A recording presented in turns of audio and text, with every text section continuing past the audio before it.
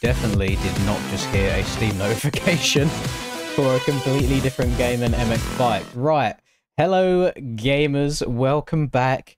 For those of you that are here early, thank you very much. It is very much appreciated. Could anyone drop me a quick little, like, okay, if the microphone is fine? Because just before the stream started, it basically fell off of the mic arm, so I had to unplug it and plug it back in again, which I don't, sometimes that can just mess with things. I did get the drag and drop, Alex. We're all in the game. Thank you very much. Thank you everyone for being here. Nice, thank you for the okay messages as well. So, welcome back.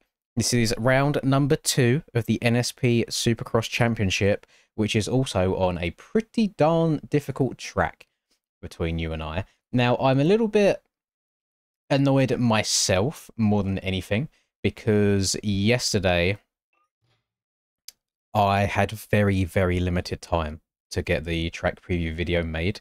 So it was all one take. It felt a little bit rushed, whereas if I would have had more time, I would have spent probably like an hour, you know, like trying to really, really learn the track nicely, if that makes sense, to be able to show it off the best of my abilities. This is one of the hardest, it might be the hardest SMX track, one of the hardest Supercross tracks, but then also it's very satisfying when you get it right. So I'm hoping we can do it a bit of justice. So the meta has changed a bit today. Instead of doing the usual ranked preview that we do before these, we instead are going to ride around for a little bit and learn the track together again. And then when the qualifying servers go up, I will hop into the qualifying servers and we'll watch like the whole of qualifying, if that's okay. So hopefully that is acceptable for everybody. So we get to play the game a little bit, have a little sit, have a bit of a chat, and we'll be good. Although what's not good is the fact that I have to close and reopen my game because my controller is not plugged in. And you know how MX Bikes is. You can't... Oh, hang on, I need to unplug. Unplug my GoPro, unplug my camera. Right, that can go down there on the floor. That... Oh, of course I... Is it just me? Or is everybody else as lucky as I am that you can never plug in your USB the correct way the first time? Turn this off as well, don't need this on. Right, that can go there. Close that. Turn the GoPro off. Is it going to stay off? Because sometimes it likes turning itself back on again. Right, we should be okay. I get custom paints for my bikes. Yes, all of my stuff's made for me. It's not public stuff at all. It's just made for myself. It's got my name and number on it. Difference between SMX and SX is the SMX tracks are just a bit longer than the Supercross tracks are. In a real life situation, they combine a bit of motocross and Supercross to make Super Motocross, whereas in game, what Aiden's doing is basically just making like really long and unique Supercross tracks, like going outside of stadiums and things like that, so it doesn't fit the traditional Supercross description.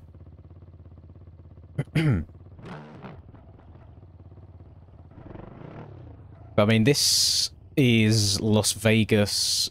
It's one of the speedways, like speedway venues in Las Vegas, which is where they host like one of the real SMX races, and it just goes to show what they could make rather than what they actually do make in real life. Right, I've got to try and remember this track a little bit now. It's been like 20 hours since I last played it. Oh, I need to get my speedometer on the go as well. Speed, nice. I'm doing very well, thank you, Cordial. I don't... But, I mean, the person that makes my skins is BP, who's the AJP team owner. I don't know if he does any public stuff or if he takes orders. I don't think he does. He usually just makes stuff for the team. And unfortunately, the team these days is just me, myself, and I. Yeet. I'll farm a little bit of chat engagement with you gamers, by the way. I need some, not advice, but I'm curious to know people's opinions on how you would tackle this subject in real life. So as you know, I am a filthy Varg rider. We ride the hairdryer, the electric bike. And as you know, one of the biggest issues with riding a Varg is that it's silent. and nobody can hear you and when you're coming up to them. What do you think is a good way of going about shouting to let people know where you are so they don't cut your front wheel off, or if you're lapping people, letting them know you're there? Oh, thank you very much, Paul. Thank you, thank you, thank you. Hang on, I'll wait for this all to go through.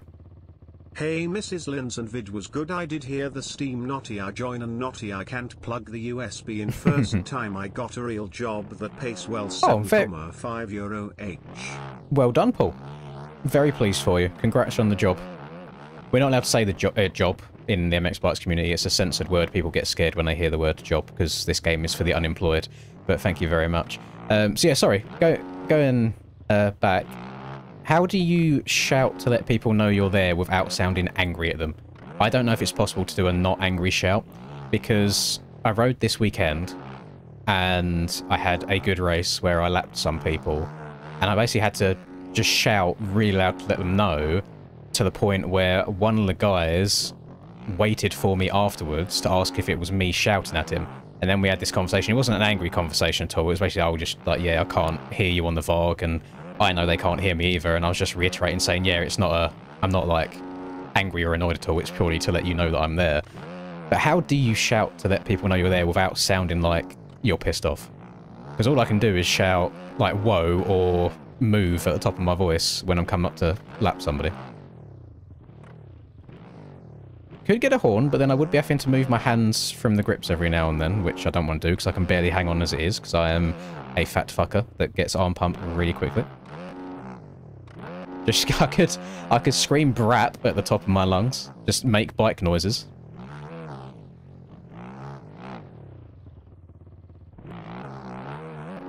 I will say, so I've got a GoPro going up tomorrow of my race.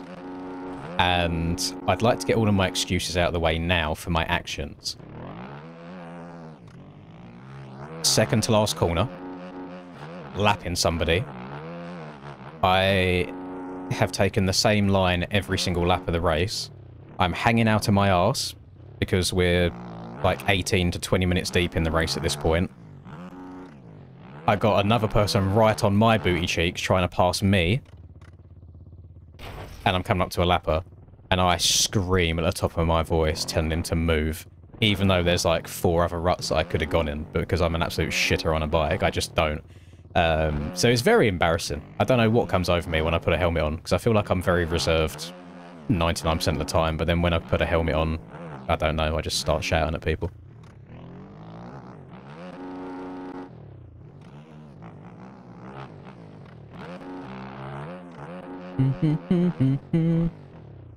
Just say, hey, I'm here politely. They won't hear it. They can't hear it over their own engine if I just go, like, hey, I'm here. Help me, please, move. Doesn't work. Just shout, yeah. Just do my best 2-stroke impression. I think that'll work well.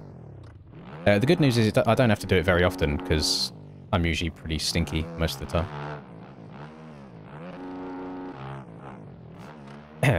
No, I've been out all day yesterday and all day today, Aiden. I only played the track for the 15 minutes or so that I had on the track preview, so I haven't had enough time to ride around the whole thing yet and find all the big boy lines. With that, we will save that for all of the other boys racing today. Hopefully we can get some good stuff. I think there's going to be a lot of mistakes in today's races from trying to get these rhythm sections the best. I think whoever gets the cleanest laps over and over again will be the one to put her on the top of the podium today.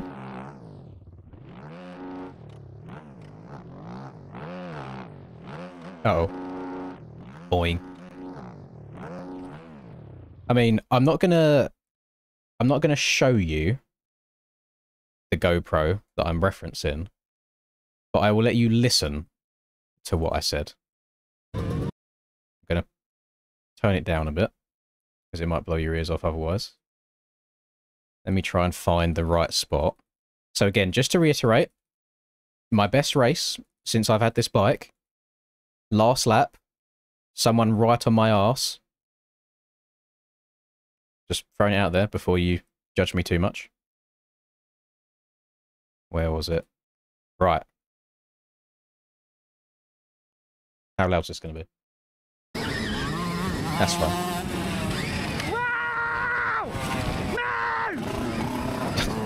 sounds so fucking angry for no reason.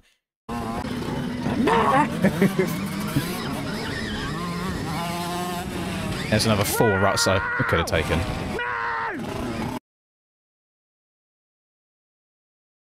Yeah, there was a lot of that. I will not show it because I am uploading it as a video for tomorrow. So then it forces everybody to go and watch the video instead. Yoit.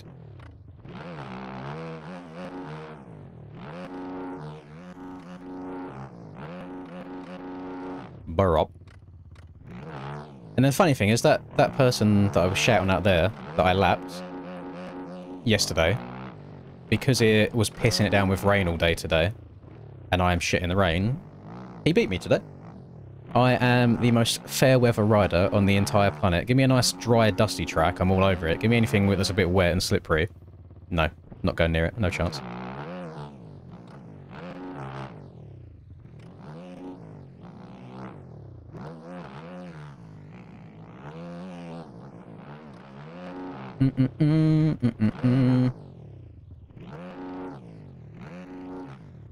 Skirt.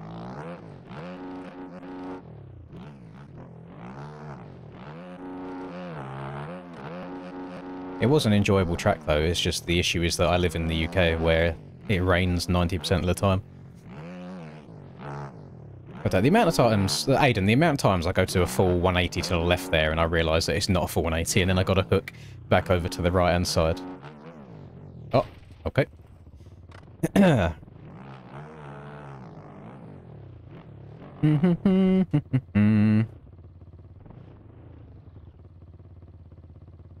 Feel like you can't move your bike, you rear-ended someone, I just couldn't move my bike, you was in shock. No, kind of the opposite. I don't know what it is in my brain. I like always being precise and fully in control of what the bike's doing, which is why on like dry and dusty tracks, like smooth around the turn, gently roll on the throttle, like trying to be really precise. As soon as it's like a wet or sandy and you have to let the bike move about underneath you and just hang the back end out, I just ride shit. And I don't know what it is. It's more, I think it's more of a mental thing than anything. I'm convinced if you put me on a road bike, I'd actually be pretty damn good, just for, like, apexing corners nicely and being smooth on the brakes and throttle. Probably didn't help that most of the stuff that I practiced on when I was young was basically blue groove hardback. They should have shipped me off to the Netherlands, get me in the sand. Call him Hurlins.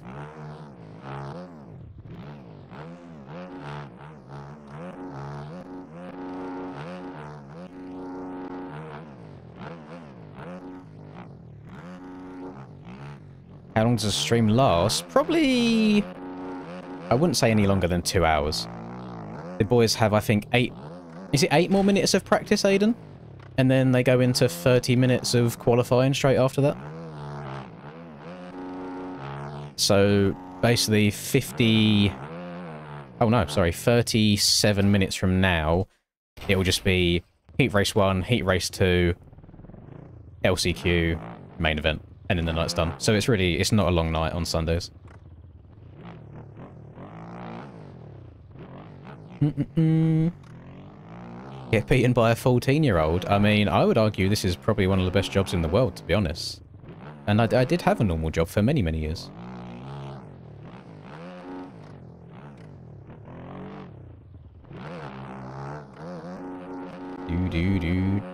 Track good? I think so.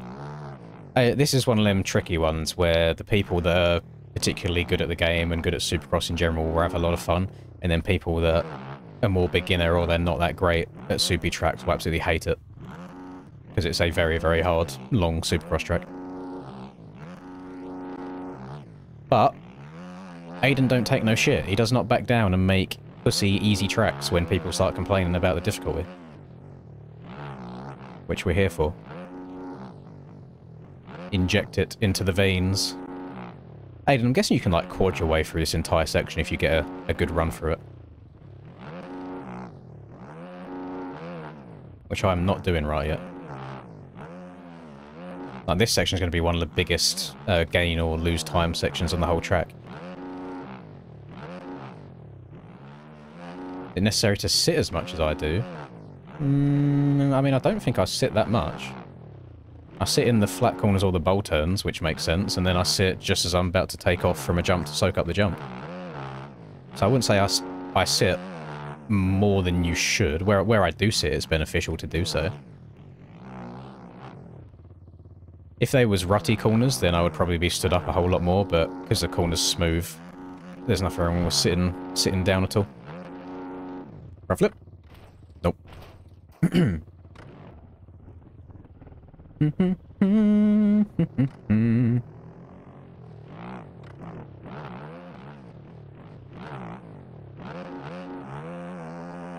I know this is probably a bit of a weird one to say as well, and some people will be saying, well, that's cat. But after just 1 week of going to the gym consistently and doing a little bit of cardio and strength stuff at the same time, the IRL riding already felt a bit easier just after 1 week of doing it. So I couldn't imagine being consistent over a course of multiple months, how much easier it would be to actually ride. So I noticed one of my biggest issues when I watch GoPros back, basically in every single corner, right? Like when you watch the video back, you can see a better line than the one I'm taking.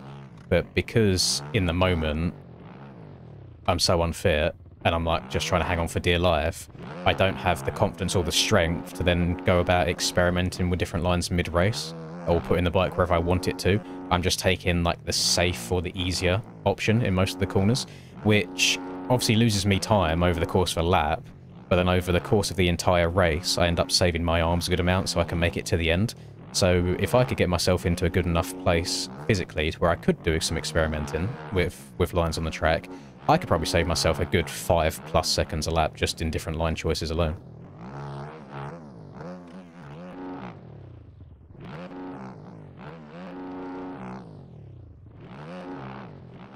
Yeah, gym's good for everything. And do you know what always baffles me is, I don't know anybody that's ever, on the drive home from the gym, I think this applies to literally like 99% of the human race, I don't know anybody that's ever been on the drive home from the gym and said, I regret doing that, or I don't feel better off after doing that. Yet, every time you get that good feeling on the way home, every time it's time to then go to the gym again, your brain is also always saying, no, I don't want to go, don't want to do it. Why does the brain self-sabotage like that? Why can't it be like, yeah, this exercise is good for me, I'm going to feel better afterwards, let's go and do it without any hesitation? Go over the tabletop after Supercross Triple, and then go over tabletop after Dragon's Back. Over tabletop after Supercross Triple. So you mean this Supercross Triple at the far end of the track over here. And then you hit this quad into the corner. And then you're saying go over this one. So over. And then triple. Can I quad after that? Oh, that's a bit of a stretch. Okay, I don't know about that. And I'm on the beta as well, so it's the fastest one in a straight line.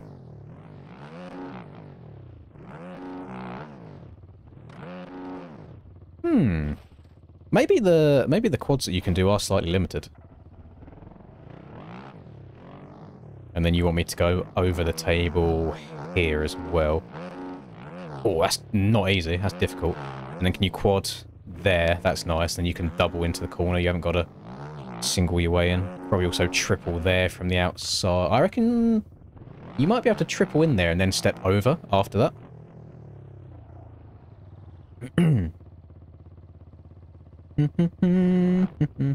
This track barks. See, I'm glad that people are enjoying it. So if I triple in, good downside as well, step over, nice. And then you might... Oh, I don't know if that's worth quadding actually. You may as well just check up, like scrub the triple and then hit the easy double after that. I know that it was the sensible thing to do, Aiden. I kind of wish on the split to my left here, these walls, I kind of wish there was an invisible barrier in the air and we could just full send them as far as you wanted. High risk, high reward. I also love this split section here. I'm pretty sure staying low on the left is quicker, but something so satisfying about just floating up and over this. I don't think I've actually taken the inside here before yet either. Little roll, double.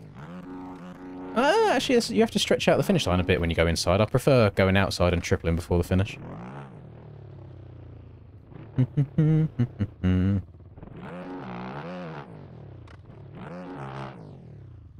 I'm a big advocate. Big advocate of the spin the wheel system, and everyone just rides that bike the next week.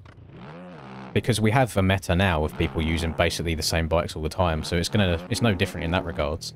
It's not like if you ban the Fantic, it's not like everyone's going to not use the Yamaha, and then if you ban the Yamaha as well, everyone's going to use the KTM, and then you ban the KTM, and everyone's going to use the Husky, so it's like, that doesn't fix anything by banning bikes. You may as well let everything race, and then just do a spin wheel the week before, and everybody has to ride a different bike.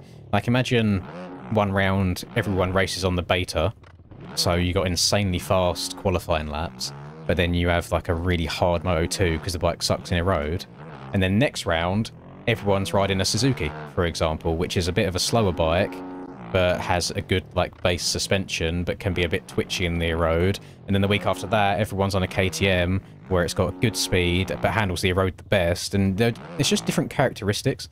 I think it'd be interesting to see who can, like, tame every bike the best, or make each bike work. I think that's probably a better showcase of skill and talent.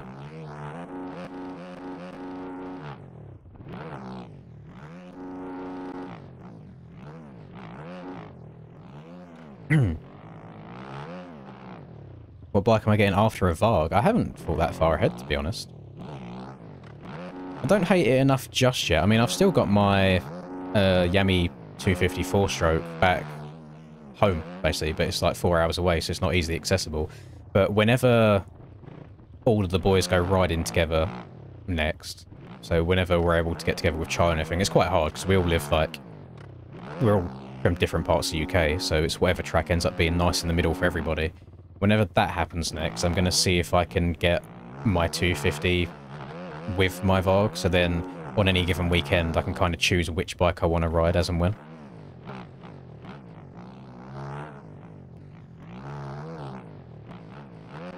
Right, quali servers should have just gone up. Yes, they finally banned the TM. I say finally, I couldn't give a shit if they did or not, to be honest. But they banned the TM. A lot of people were complaining about it.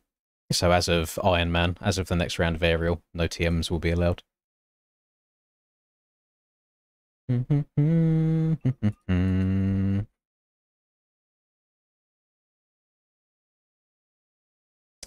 just going to join a random one here, see how it goes. Hora did make a nice overlay for us, by the way. Right here, so you can see the current point standings after round number 1. So Cam had a pretty convincing win last round. He's in first. Who that probably do you reckon that should have changed that to the red plate here rather than it still being Tyler, and then he'd probably change it after this? Because then if Cam loses the points lead after this, technically he's never going to have the chance to run the red plate in the standings. But anyway, Cam was in front. Oh my goodness. Thank you so much, Tuttleston. Shit, where is it? Where is Mr. You can't try. There we go. Damn, there we go. Thank you so much for the 50 euros. That is very, very generous of you. I really appreciate that, my man.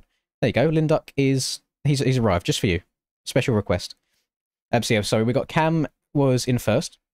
Rush, a.k.a. Chapstick, a.k.a. Rush Chapman, a.k.a.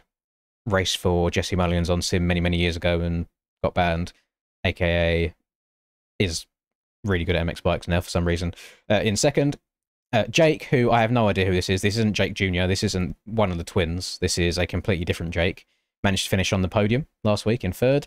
And then we've got old Brocksky, Neon. Dizzle had a really good round 1. He's sitting in 6th right now. Good round from Ethan. Tyler was fighting for his life last round. He had a horrific start. Basically got sent to the moon. I watched the replay back. He only finished 8th, so hopefully he'll be able to come back. I mean, it's 11 points. It's not anything crazy, especially over the course of an 11-round series. Separate Linduck Cam. Is there any way of... Can you, like, duplicate the same face cam? If I... Oh my goodness. Oh my goodness.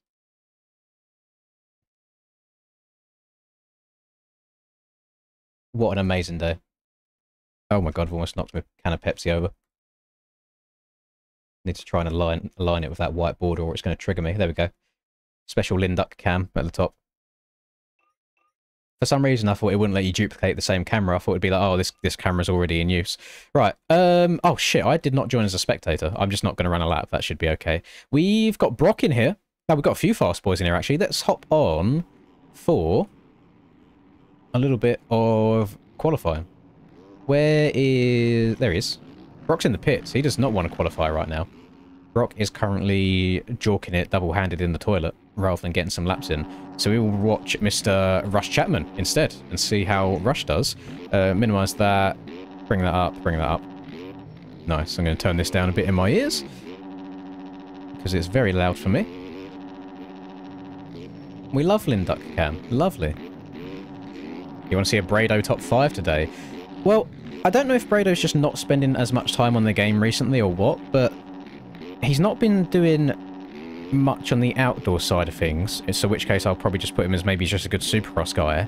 But then, I don't remember if he did pre-season. But yeah, I didn't see much of him at round 1, so we'll see if he can do better today and capitalise on it a little bit. I'm so sorry. Get that gone. I am one of the worst YouTubers on the entire planet.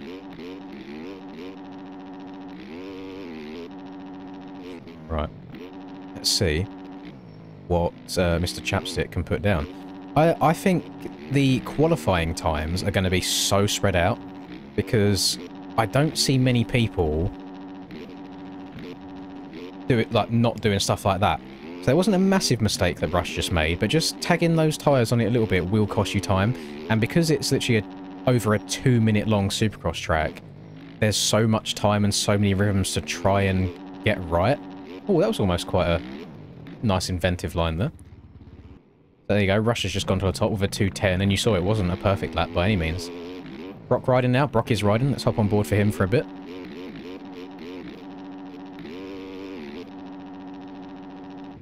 Oh, that was an interesting line there. I don't know. I have no idea which way's quicker through that section. Like, the 5 single feels nice, but you're in the air. Oh, shit. Gamers. Please forgive me. I have a Fantic model swap on. Can someone remind me when qualifying's finished to remove the Fantic model swap so it looks like a Fantic again, please? This is not like the most professional looking stream in the world when it's running a very, very low detail bike. Whoopsie daisy. Where's Brock gone? I'm actually so blind. Where's his name? There he is.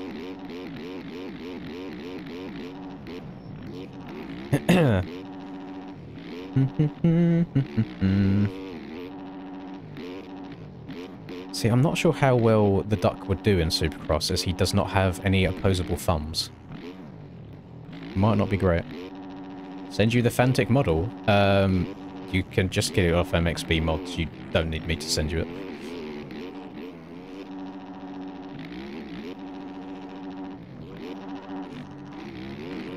I know, so the preview video that I done today, obviously I recorded it last night and I uploaded it last night as well.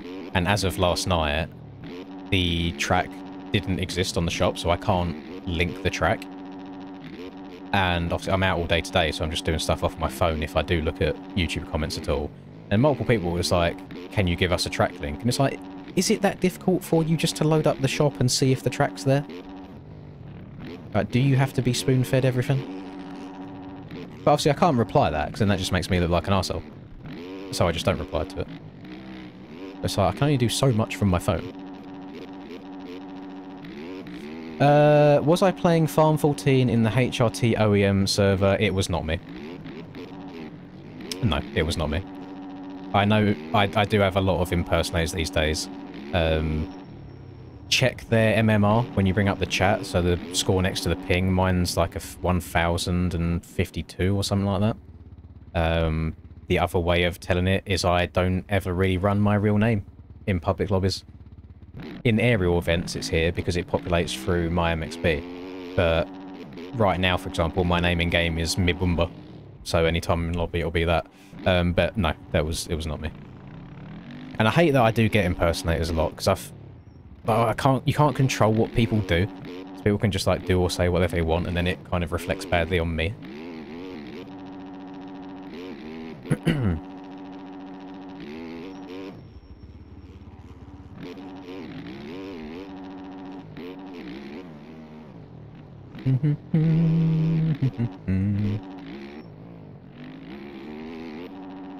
Right, see if Broxicle can throw a heater down right now. I mean, they're only 9.5 minutes through qualifying. They've still got over 20 minutes left.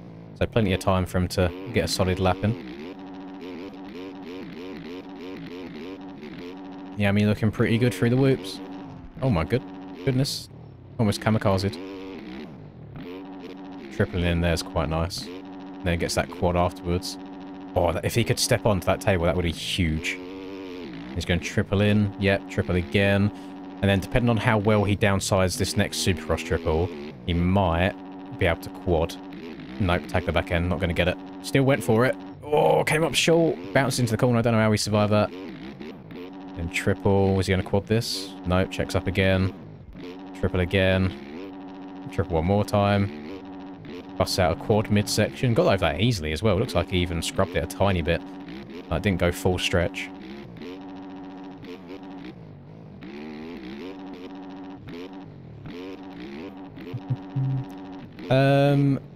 No, I think Aiden specifically, I don't think he'd go out of his way to take everybody out, to be honest.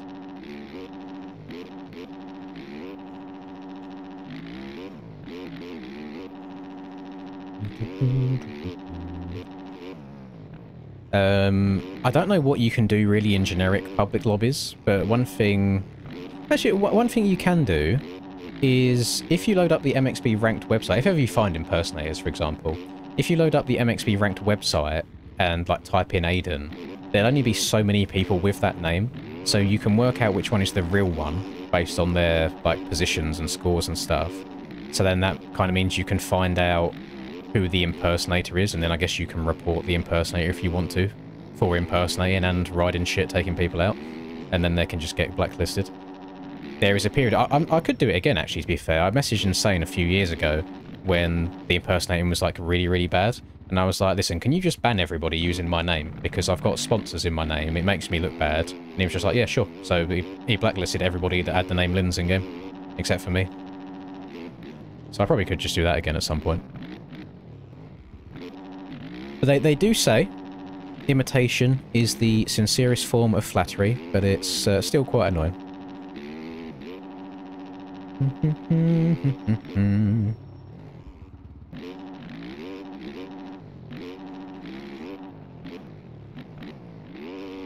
Right, I'll give Brock one more chance to run a good lap, and then I'm going to spectate somebody else. But you can tell right now nobody's run a good lap, because that lap that we were spectating of Rush earlier, he hasn't improved on that at all. And we saw that was like quite a messy lap, and he's still 3 seconds quicker than everybody else. Brado's just put it up into second. I think that's the difficulty with these boys only having 20 minutes to learn a 2-minute long Supercross track. It's hard to get all of the timings down.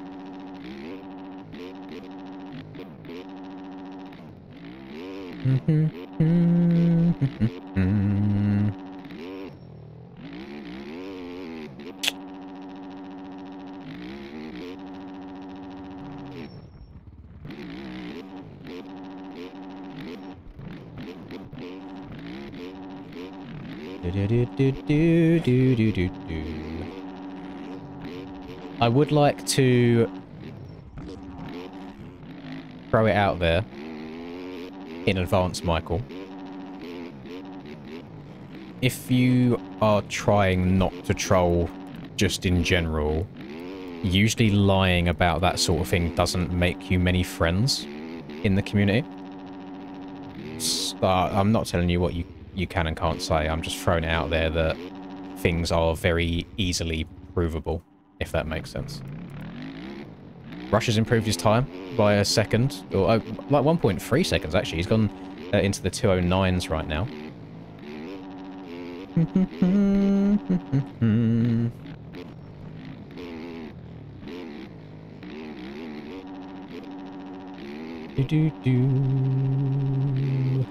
Where is... I'm trying to find something right now.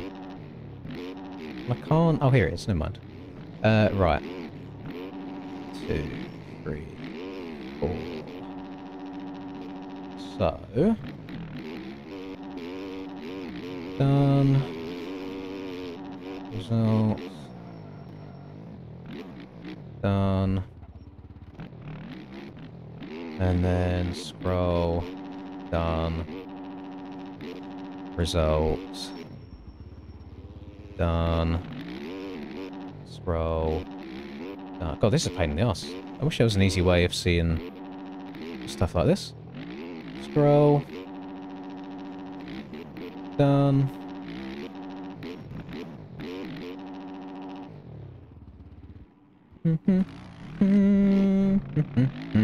So. Right, there we go. We're back. We're good.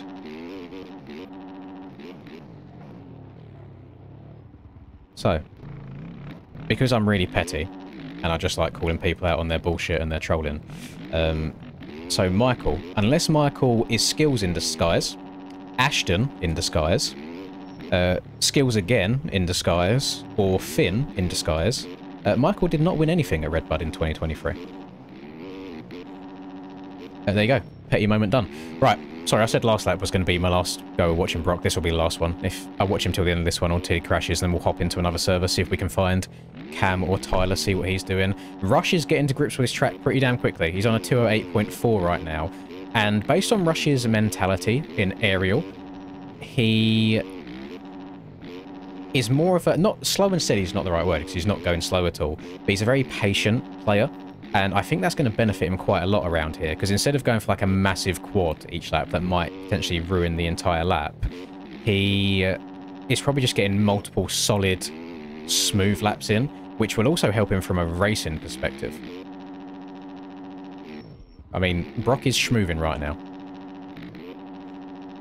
He's staying very... Oh, he just, again, tried scrubbing too low, tagged the back end. He's managing to get back into a pretty decent rhythm again, though. Should be able to quad this. Oh, barely gets over. How is he staying alive? Holy. Oh my goodness. Oh, okay, there you go. It's gone. Right, I've been informed that Cam's in the 208s as well as Rush, so we're going to hop into the B qualifying server. Yeah, again, Michael, I don't know how old you are. I don't know why you feel the need to blatantly lie to everybody to try and get some sort of validation from random people on the internet. You would make many, many, many more friends if you just talk to people normally, because people know bullshit when they see it. Actually, yeah, whilst this is loaded into the server, I will remove the model swap from my files now whilst it loads up, and then I can close and reopen the game.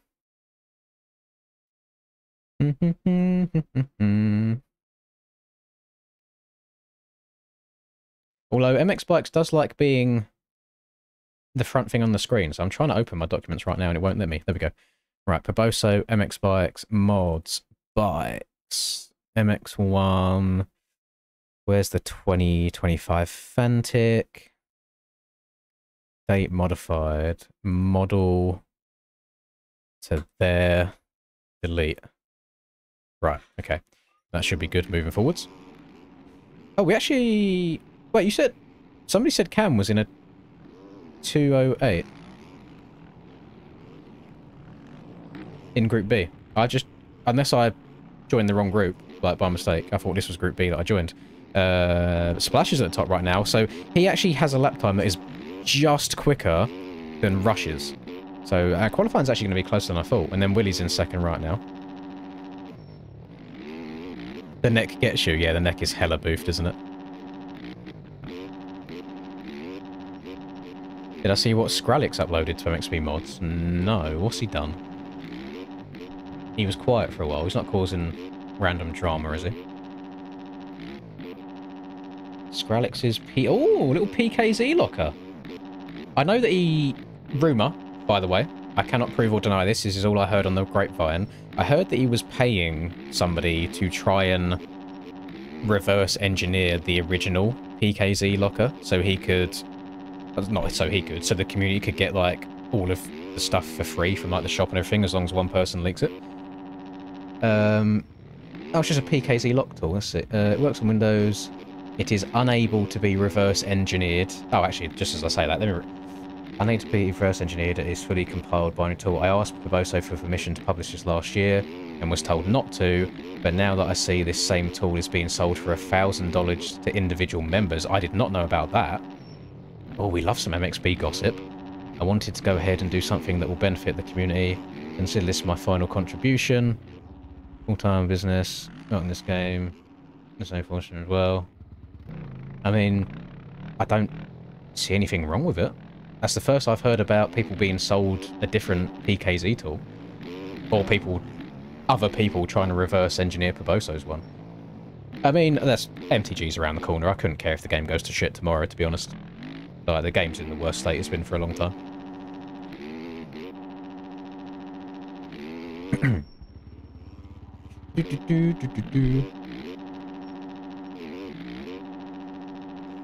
Oh, I definitely get bored, Lee.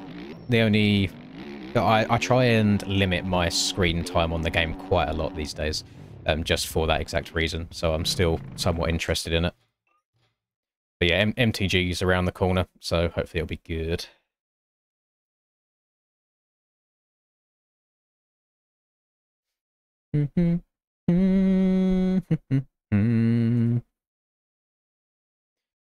NSP. Let's hop into groups. There's a lot of people in C. Let's hop into C. PKZ Locker. It's what... Yeah, calm down, by the way, in chat, people. Stop arguing with each other, or I'll have to do some timeouts. It's what, like, the shop uses, for example. Like, when you buy a track, it takes the track, it takes your GUID, and locks them in the PKZ file that you download. So then that file that you put into your game only works in your game. It's tied to your account. But apparently the people have been reverse engineering that tool to then be able to get stuff essentially for free if it gets leaked, I guess. So, I don't know. That's the first I'm hearing about if it was actually successful or not. If MTG can't get the real bikes, it might kill it for me. I'm guessing, Sleazy the 94 at the end of your name, you're either a Ken Roxon fan or you're an OAP like me, and you was born in 94. If you was born in 94, that means you would have played Reflex.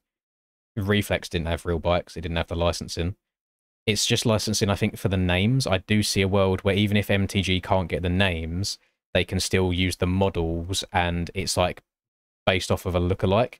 So in Reflex, for example, the Kawasaki was a Dakumoto and things like that. That's how they got around that kind of licensing. So I don't think it'll be like how Legends was at the start, for example, where they've got these weird kind of futuristic looking bikes rather than normal ones. Very well, thank you, Transcend. I'm good. I am on the tired side. I went riding the last day and a half. I barely got on the bike today. It was pissing it down with rain, so I didn't bother. And then driving home today. So I'm a bit tired, but when this stream's done, I'll probably order some food, because I haven't had any dinner yet. Then a couple of games are dropping into the Warzone with the boys, if anyone's still on. And then I'll go to bed. Early night for me. But in terms of, like, mood and stuff, I'm pretty damn good. Who would have thought that getting some real vitamin D on your skin from the sun would actually increase your mood, and going outside and breathing air was good?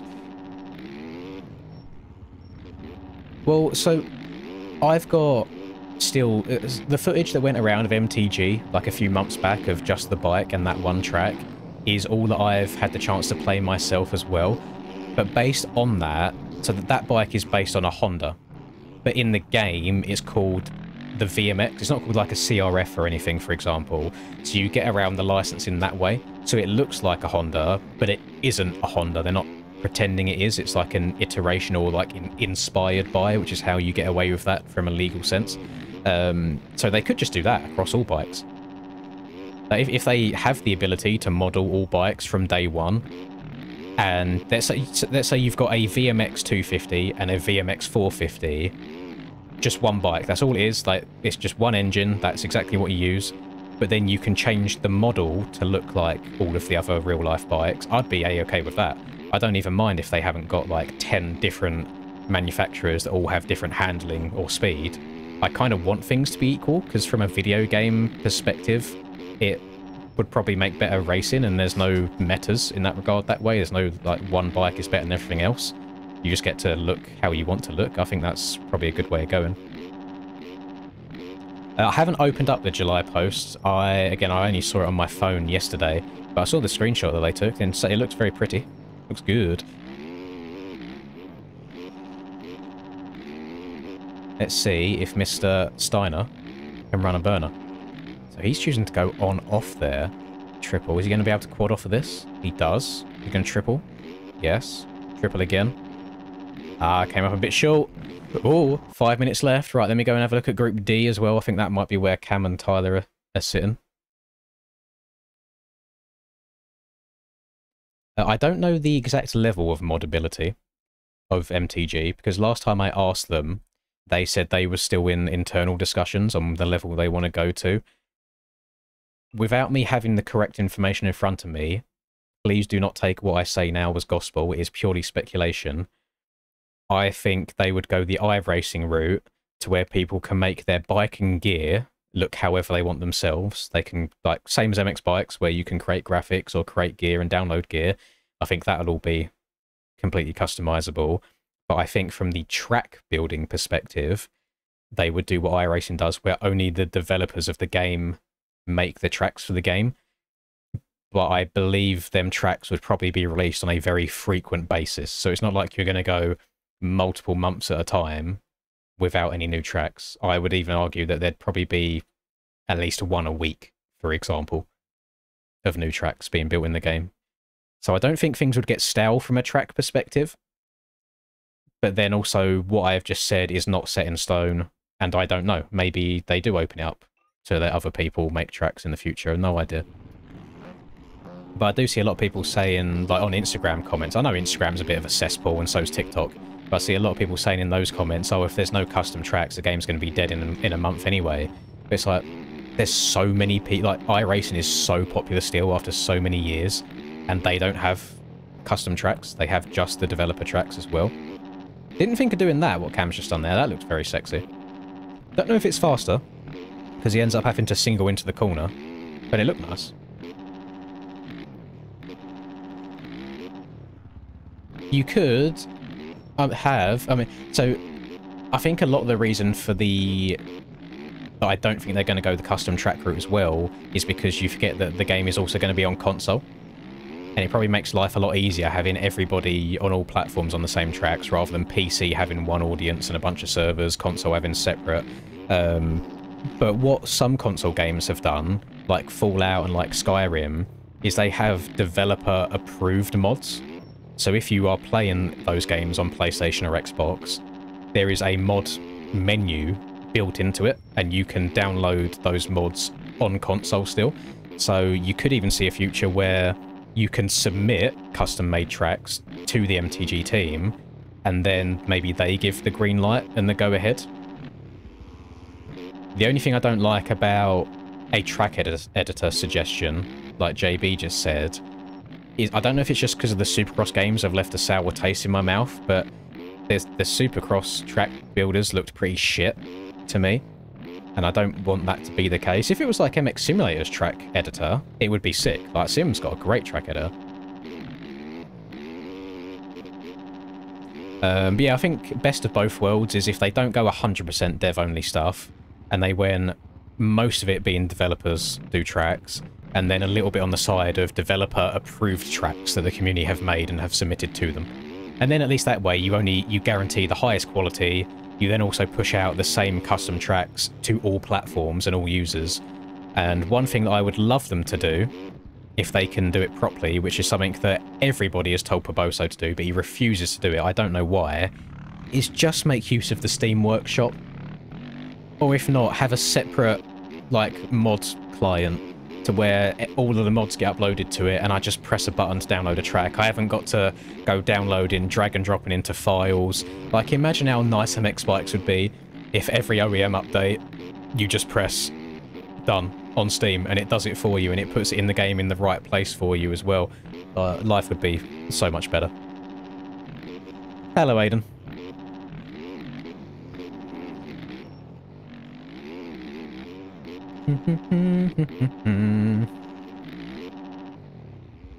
Big old stretch from Mr. Box, or coming up a bit short there. So right now, out of the lobbies that I joined, I think Cam has the fastest. I've Splash had a 2084, Rush had a 2084. I've been informed by Alex that Tyler isn't racing today for some reason. So that basically guarantees Cam the championship and we're only at round 2. Which is crazy work. But then I've also noticed in every lobby, there'll be one person with a 208 and then like 2 seconds gap to the next person every time. Good seeing Ashton in here, by the way. He's second right now. I don't think I've ever seen Ashton ride a 450 until today. We also got Jan in here. He's only 3 seconds off the back of Cam. So Troy will be making it straight through by the looks of it also.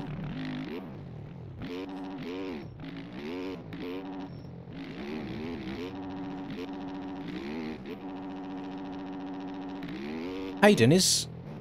I asked last week... Did Jake race last week? Because somebody called Jake came third last week, and I asked if it was Twin Jake, and somebody said no. But I'd never seen them before. So did I just get, like, fully scammed and memed, or was it actually him?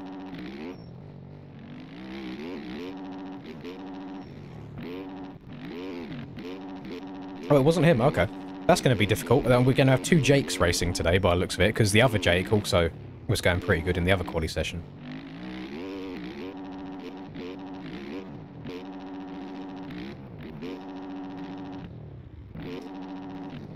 Yeah, I suppose that's probably the good thing about having a new platform on MTG is that you can get away with replica tracks better than you can in MX bikes.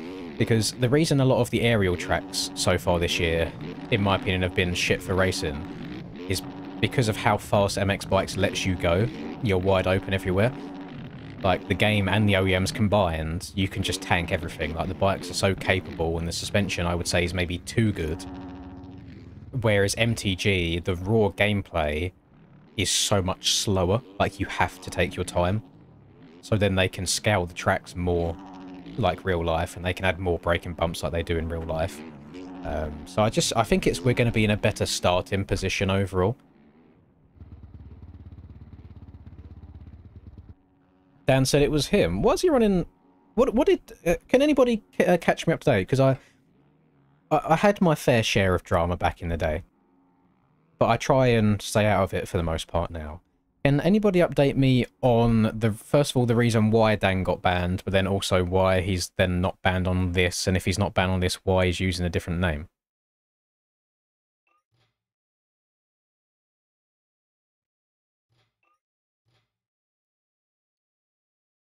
I don't think there's ever a time where lap times IRL and in-game will be the same as each other. I think there's just too many variables to try and replicate. We could definitely try and get close. I mean, Washugal in-game times were disgustingly fast compared to real-life times. So I think that we can definitely get closer than we are currently.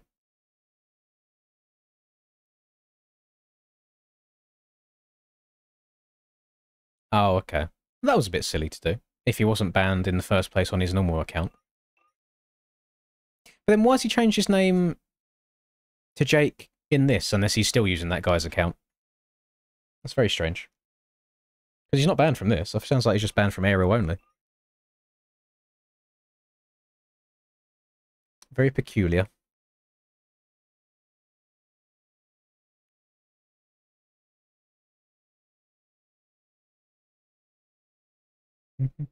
Right, I get to update this now to say Heat 1. Instead of qualifying.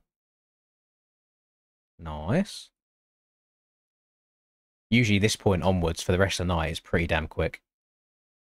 We do bang our way through it.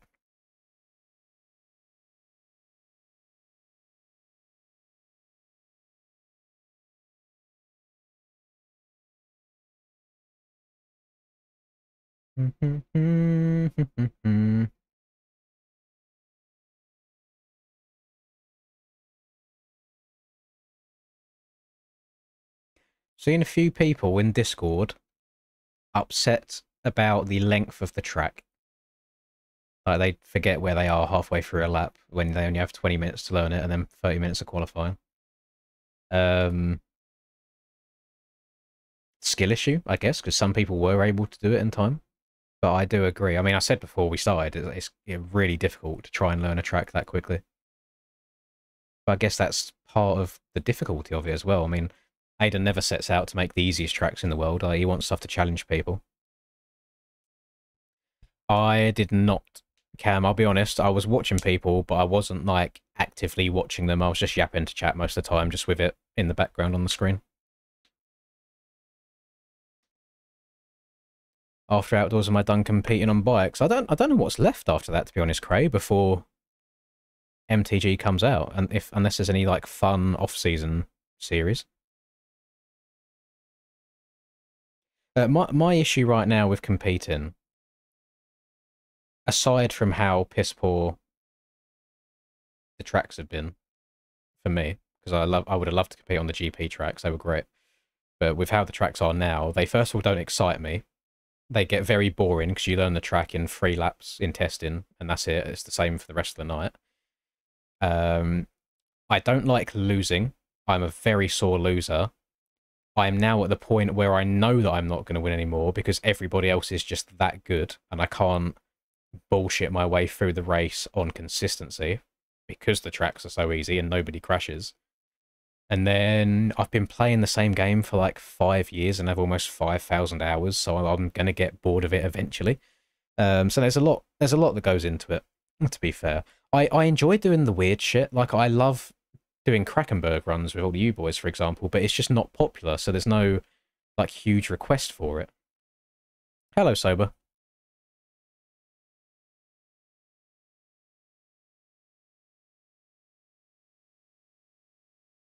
I see a world where MTG flops. I don't know. It's probably just a 50-50 thing anyway, isn't it? That's like what I generally can see happening is people obviously really enjoy how quick they can go in MX bikes. I would say at least like 50% of the people that play bikes will then go and play MTG, play it for an hour or 2 hours, and go, this shit is arse, and then not play it again and go back to bikes, purely because they don't have the attention span or the IQ to realise, hey, this game is more of a simulator than MX Bikes has ever been. I need to try and treat it a bit more realistic and not duct tape my right trigger down and just crank the bike over in the corner and let it go. Like, I need to be patient, I need to be smooth, I need to roll on the throttle, I need to get my gears right in the right places. But I don't think a lot of people are ready for that. I think people like the easiness of MX Bikes, which is why I don't think Bikes is ever going to die. It's the reason that not everybody that plays MX Bikes also plays MX Sim, because MX Simulator is harder than MX Bikes is. But then MTG, I think, kind of bridges that little gap. I think it's between Sim and Bikes in terms of difficulty. So 100%, I don't think MTG is ever going to flop, because there's a lot that's going into it. But I do think a lot of people are going to play it for 2 hours, go, this is too difficult, fuck that, I'm going back to Bikes. Heat 1 is up. Thank you very much, Mr. Admin. I was about to type in Aiden into my service for some reason then. We'll type in NSP. Let it pop up. The thing that I'm most excited for MTG, first of all, is hopefully the views, because it's going to be on all platforms, so that means more people come into the channel. Secondly, is everybody starting in the same situation on day one. I've never ever had that before. Every game that I've played, I started playing Sim when it was many, many years deep into it already. I started playing Sim in 2015. So I started playing Sim when it had already been out for 5 years. Maybe 6. I started playing MX Bikes after that had already been out and popping for many years. So it's going to be really nice starting a motocross game on day one with everyone else and seeing where people end up in terms of speed.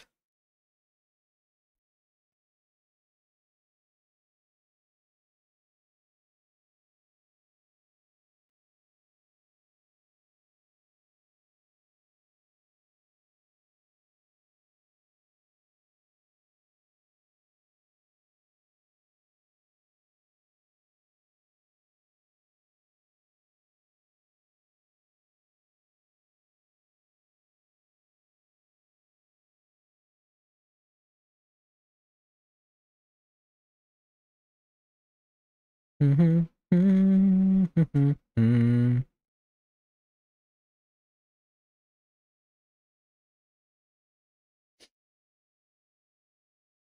yeah, 100%. I said that before I even had any involvement with MTG and had like a code and had a reason to try and push it to people. I said that it was 100% staged. That doesn't just, you don't just, like, Reaper doesn't just happen to be streaming to somebody that then just happens to record it and uploads it. And I never saw the upload, I only saw it on the MTG account really anyway. There's no world where that wasn't an intentional leak to just build hype for it. Like, it's just marketing. That's how it goes. Staggered heats, yes, because there's only one class, Jake. That's why. Only one class in this. No 250s and 450s. It is 450s only. Let's get all my stuff set up as well. Go into the old free roam.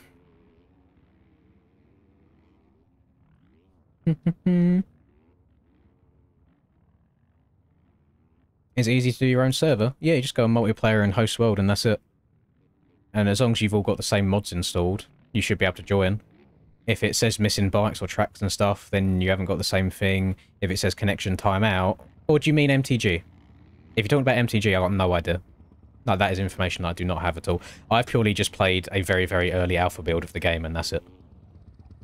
I'm not as in the loop as everybody thinks I am, unfortunately.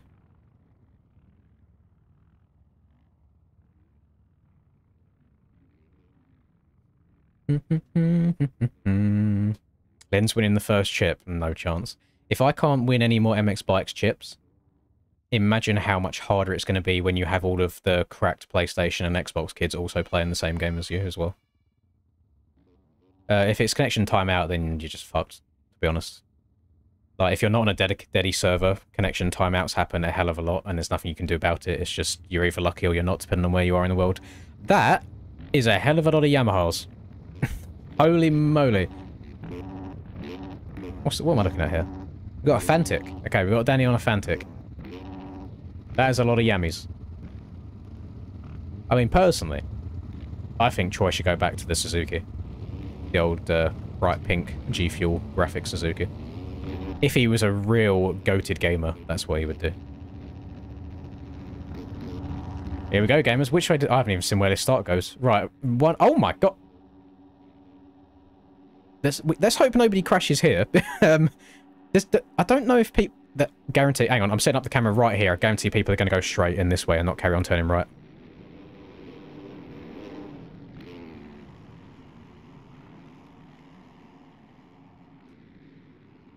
So how long do you think it will take Willie to notice?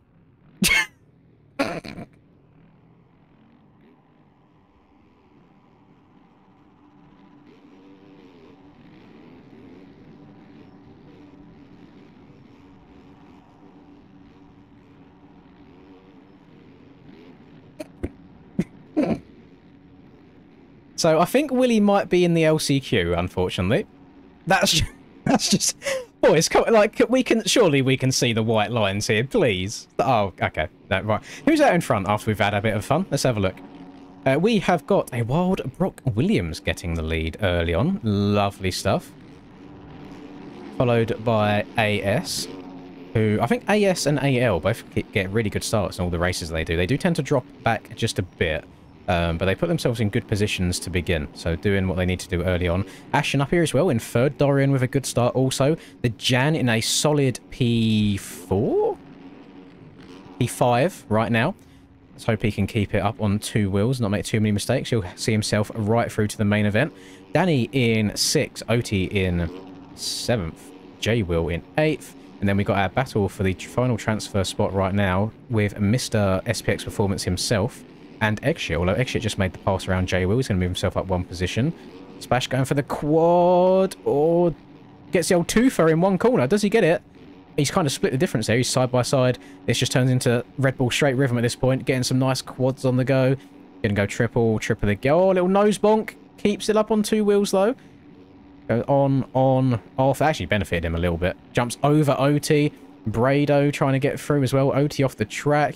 Brado thriving and surviving. Let me hit up some track cameras. Get the auto track cameras on the go and give this a watch as well. Clip that, it will do numbers on the TikTok, you reckon? I don't know. I don't know about that. One mistake I made a lot was I kept jumping too far left on that turning jump there into the corner. How was...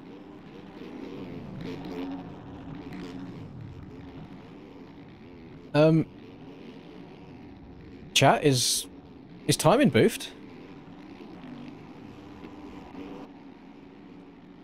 Or is it big? I'm sorry. I'm probably being the worst commentator on the entire planet right now. I am flabbergasted at what's going on with timing and scoring on the left-hand side of my screen. Okay, I think we're back now. Okay. I think it's because there was over-unders and the track's so long and the sectors are really far apart. They got over the finish line and we're back. We're back in business. So, Ashton is going to lead us through at the end of lap 1. Troy has moved up to P2. So, Brock, AS, and Dorian all making mistakes towards the end of that first lap. So Ashton was giving everybody in NA 250s so far in aerial a bit of a spanking. He's got a very commanding lead in that series. And he is now hopping onto a 450 machine and looking to carry on that momentum. Barking around the virtual dirt course right now. I don't think anybody expected the Jan to be rocking around in second. But him and Brock are currently in a little bit of a battle. Brock getting a better rhythm and drive through this straight. Keeping the bike nice and low. Makes the move around the Jan. But that is what an extra 10 years of youth will do to you. The hand-eye coordination on point compared to the unks of the community. I don't actually know how old Troy is.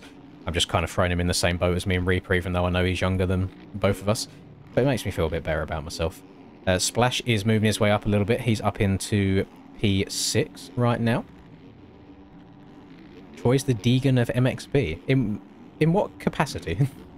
what are we referencing? Steiner got a lot of cuts for missing the start. Willie got none because he went back and hit them. Yeah. No, that's... I like when people go out of their way to... Holy shit. That is a lot of cuts, isn't it? He's a minute and 10 seconds behind already after a lap. I like when people go out of their way to rejoin where they left off. I see so many people in like, outdoors, mostly, to be fair, that will crash, and then they'll just beeline it to the next bit of track they see, rather than returning where they crashed, and then wonder why they get so many cuts. Actually, oh, this is going to mess me up all the way tonight. Because the leader's going to be wrong. Because of this over-under right here, when they go over it, the timing will be boofed until they go back under it again in a few corners' time. So there's going to be a period of like 20 seconds a lap where the timing goes all boofed until they go back underneath it again. That's just MX Bikes things with over-under tunnel jumps. It just loses track of people. There's nothing that Aiden can do about that. See, now they've gone back underneath it and they go across the finish line. It all gets fixed again. So right now, we should have a bit of a Brock and Ashton battle as Brock has taken the lead. Let's stay on board with this for a little bit. See if Ashton can give Brock anything. I mean, Brock does have a lot more 450 experience this year specifically. I think Brock's been solely on a 450 this year. Actually, that could be complete bullshit. I don't know if Brock did 450 Supercross, but he's definitely done almost all of 450 outdoors so far. So graduating from the kids class, as I like to call it, and doing pretty good at the same time. He's had some really solid results. I'm pretty sure he's won. I don't know if he's won overalls. He's definitely won motos in outdoors so far. And he did have the fastest qualifying for this series at the preseason race as well. So he's in a pretty good spot. He made a few mistakes last week. He ended up dropping down to 4th. I think he did have a chance to win it at one point. But just a couple too many mistakes there. Right now, Mr. Pat Sheehan in P9, he made it through last week. He was he came last out of everybody that finished the race. Obviously, he didn't finish last overall because people did rage quit. But he is in the final transfer spot right now. For some reason, somebody that was in a transfer spot has just retired. So I'm not sure why that has happened, but that's happened. Unless he got black flagged or something, I got no idea, but then I think it would say disqualification. But right now, by the way, if we're using the Steve Mathis logic, if Troy is currently battling with Ashton, does that mean Troy would have been 250 red plate holder right now in outdoors? Because that's how it works, isn't it? You know, like Hampshire beats Prado, that means he would have been multiple time GP world champion. Anybody quadding it? Troy is quadding. Ashton did as well. Oh, I think Troy overjumped the quad then, actually. He bounced to the moon after that. They're all going to blitz the whoops. What side are we going through here? So Ashton going left side. What? Hang on. Troy. Troy, what are we doing here? Did Troy just slam... I think Troy just slammed on the brakes. I can hear his brakes. He did. He slammed on the brakes and checked up for that big jump for some reason. That's going to lose him a hell of a lot of time. Okay, fair enough. It's just who sends the track faster. Yeah, that's MX Bikes. That's all MX Bikes is. Kids class is harder on NA though. Do you know what? You're probably not wrong right now. Like the NA 450, without throwing too much shade at them, because I'd still probably only just finish inside the top 5. NA 450 is not as stacked as it's been in previous years. I think EU's much more difficult at the moment. But then NA 250, yeah, NA 250 is pretty wild. The lap times of those boys end up running. I mean, most of the... I'd say like the top 5 250s every week run a quicker lap time than I run on a 450.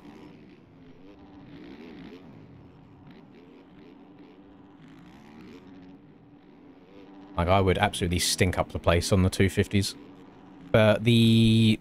Did I do 2 NA GP rounds, or did I do 3 before I had to stop doing them because of the complaints? But either way, I rocked up at Keegham's and I came second. Which shouldn't be happening. I should add an age category to aerial. I'd love it, but there's no way of policing it. I don't think you're going to get people to send you actual ID verification. So, whilst for my own very biased, selfish reasons, I would love an over 30s class, because then I'd actually be able to win something again. As of January next year, when I turn 30. That would be great. Ooh, it's getting a little bit... I thought Ashton was about to survive that. To be fair to Brock, Ashton did kind of cut over from left to right there, and they got into each other. So whilst that accident probably should never have happened, that strikes me more as a race incident than anything malicious. It's already 16 plus. No, you haven't... There's no age limit on aerial. You can rock up if you're 9 years old if you want to. I guess the only limiting factor to MX Bikes races is you have to be, what, like 13 for Discord. So if you haven't got Discord and you don't know what's going on, then that might hinder you. But there's no age limit at all for racing this. Can we get a 25? See, I saw Boardman also ask for a 25 plus, but I think people would beat me, so I selfishly want it raced to 30 plus. Because, I mean, in video game years, 30 plus is vets. Like, 25 isn't. 25 is just, you know, Eli Tomac era in this game, but then 30 plus is like Mike Brown at Loretta's.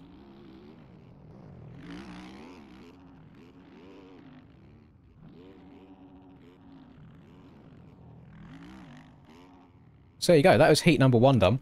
We have Brock leading us through to the finish, but then Ashton, Troy on the box, which he's going to be very happy with. Dorian in 4th, Splash in 5th, AS, Xshare, OT, and J-Will rounding out our top 9 there for transfers. So everyone from Pat and below, another rage quit from Steiner. He's not been having a great season so far. Will go to the LCQ. And including that is Brado, is also Willie. Willie Lowe only finished 39 seconds behind after that first corner excursion that we experienced. I have seen Dorian's first-person settings, but apparently he's changed them. So I haven't seen... I don't know if he stuck to that. But his old settings were absolutely diabolical, I agree. I don't know how he played the game, especially outdoors with all the braking bumps bobbing the camera around. Clayster was still frying in COD at like 32. Hasn't... I mean, Scump's just turned 30, hasn't he? And he's still... absolutely ruins everybody. You did bark the start, Willie. I agree with that. And I read the mind. I put the camera in and I said, I guarantee people go straight right here. And you did exactly that. And we followed you for a good 20, 30 seconds.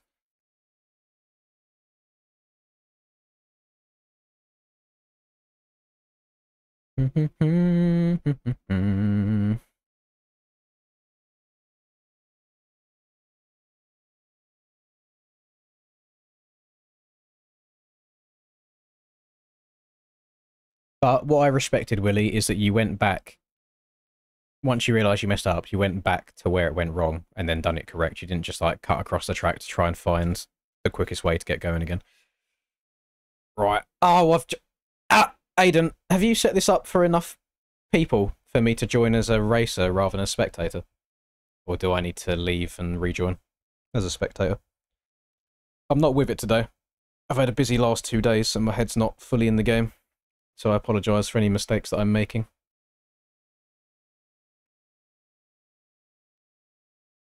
Dorian's old settings, he used to play in the chest cam, not the dynamic camera, but he also had lock to bike on. So if he's riding facing this way and he whips the bike, instead of like us, the bike will whip and we'll carry on facing ahead, his camera would do this. So he'd be facing sideways with the track still that way, and then he wouldn't be able to see it again until he brings the whip back in line. And then any braking bumps that he'd be going over, instead of for us, we're looking ahead and the bike's bouncing like underneath us, it would all move like this. It would rock his camera up and down the whole time as well. It was disgusting. You think it should auto put me as a spectator? I can go to track. I'm not going to, but yeah. Where's the commentator green screen? It is on top of, like, you can't see it, but it is on top of these shelves. I don't know why, I just prefer having the actual full camera. It's a real pain in the arse trying to get all the lighting 100% right for the green screen to work properly. So it's much easier to do it this way.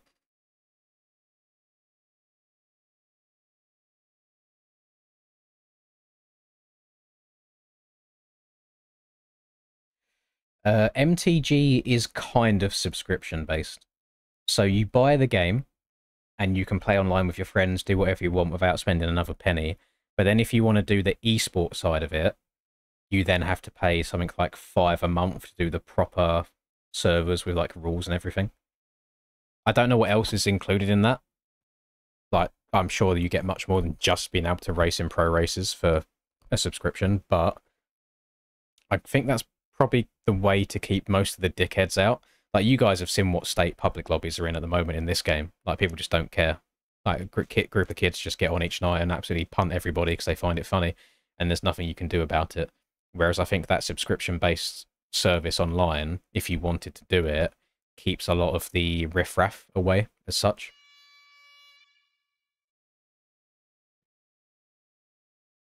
Yeah, we just got the Linduck camera at the top. Someone requested it. What could be better is if Linduck fills up this whole box and then I'm in the tiny box at the top above it.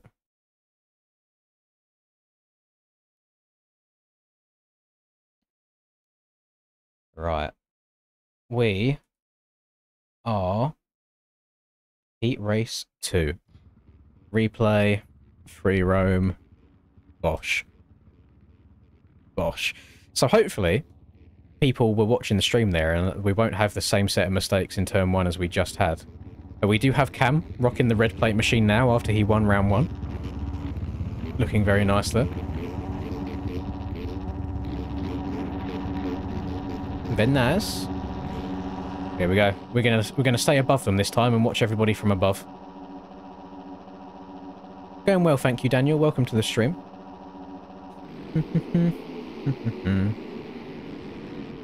Well, Cam was kind of in the middle there. He got pushed out wide. Cam goes down. Nobody going the wrong way, which is nice. Everyone's learnt their lesson.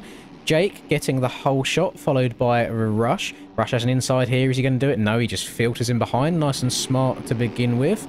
It looks like everyone is kind of filtering over to this right-hand side. Isn't everybody just preferring just sending a 5 and then having an easy single rather than trying to scrub and stay low over 2 triples? Ocean going to the inside under the tunnel, trying to make a pass on Rush. They're side by side over the finish line. Rush moving over on him, shutting the door there. Everyone looks like they're rolling this. Rush did jump it. I saw Cam jumping it as well. Is he going to try, or is he going to check up? Where is Cam? Or has he gone past? No, there's Cam. He does send it right past flat. That was very sketchy, jumping it right next to someone like that. But Cam's got a bit of work to do. He crosses the line in 18th place. You do need a top 9 to work your way through to the main event. Jake rocking the Fantic. He's kind of made the conversion over as well. I don't know if the other twin has done so yet. I swear I saw Aiden on a Yamaha at Washugal. We'll see what happens for Iron Man. But, you know, Jake didn't do the pre-season race of this. He didn't do round 1, but he's showing up here at round number 2 with maybe a point to prove. I don't know. He's qualified third today, and he's got a good start in his heat race, and we'll see if he can keep this momentum going for the rest of the night. Ocean, off to a really good start here in P2. We've got... Who's it? We've got Daryl, who I've never heard of before. Don't know if it's someone with a name change. But on my screen is showing 17th. And lap not counted. To that end, Jake's lap and Cat's lap and Dizzle's lap also have not counted. Unless there's some first lap cheese going on with the over-under. I don't know what's going... I don't know what's going on there. We'll see if anything changes on the back end list, or if Aiden's going to do any admin manipulation to give people laps back or anything, because I don't think I've seen Jake go off the track anywhere. Or is it gonna... Oh, actually, no, sorry, times are slowly starting to update. It could just be because we're on lap 1 and the over-under's a bit boofed. So, we'll watch. We'll keep on board with Jake. He's got 2 more right-handers to go, and then he'll hit the finish. We'll see if it all fixes itself. Big airing out over this 5. Very, very satisfying jump. He's going to go under the tunnel, hook around to the right, triple out of the corner, and we're updated. We're good. We're good. We're rocking and rolling. Ocean rocking through in second, still doing really good, followed by Rush. Daryl, we've then got Braden up here as well. He's going to roll up and over that. Neon also. A lot of people choosing this left side here on the wall, and I understand why, because then you can go triple and quad into the corner after that. And it's very... It's like an easier rhythm to time when you only have to do it in 2 jumps. So you haven't got to single into the corner after either. Jake making a few little mistakes here. He's enabled Ocean to catch up to his back tyre. Who's going to get a better drive through these whoops. Very equal. I'd maybe say Jake by maybe half a bike length. That triple out that corner, a little bit of a stretch to do. And these boys are going to triple out here. Quad after that. Triple and then double into the corner. Triple after this. Yep. Clean. Everyone's just hitting their marks right now. This is the difficult one here, is hitting this quad. You have to downside this super triple really nice. Jake gets it nice. Ocean gets it nice. Both going to be able to quad. Yeah, absolutely fine. These boys are making this track look easy, and I can promise you, it is anything but easy. So let's go back a little bit. That's P5, P6, P7, P8. We've got a bit of a battle here for P9. We've got Silver, Braden, and basically JS7. Frankelek's only just in front leads. Braden going to make a nice pass there. He quads to the inside. Gets a good run so far through here. I think he's in a bit better rhythm than Frank is right now.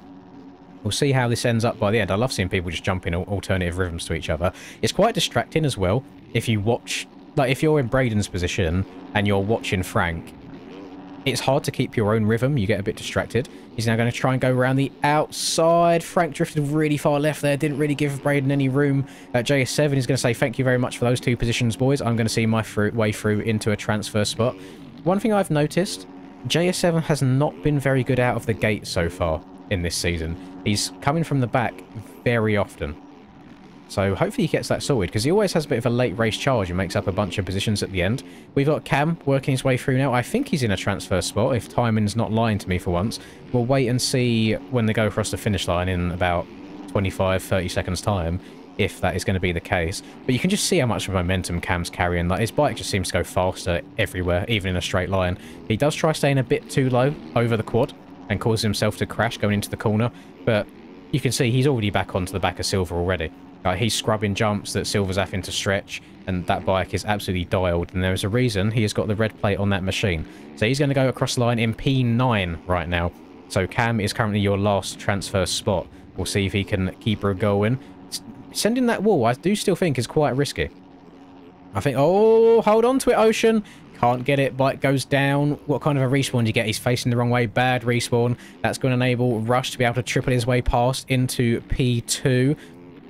And then we'll see if Rush can stay there. Not again, not slow and steady, but just consistent. Not like the fastest man on track, but he does the same thing over and over and over again. Neon up here in a 4th place. Daryl there is in 5th. Dizzle in 6th again. Another solid result so far for Dizzle. I think he finished 6th last week. Either 6th or 7th, one of them two. So an okay heat race so far. We'll see what kind of a start he gets on the main event. We'll see if he can get another really solid result. We've got Cat up here as well. Cam has made the pass on JS7 and Braden combined. We've got some mistakes going on here from Silver on the charged Cycleworks machine. Frankelek finding his way a bit further down after his mistakes early on. And then I think Austin might be in last. No, we've got...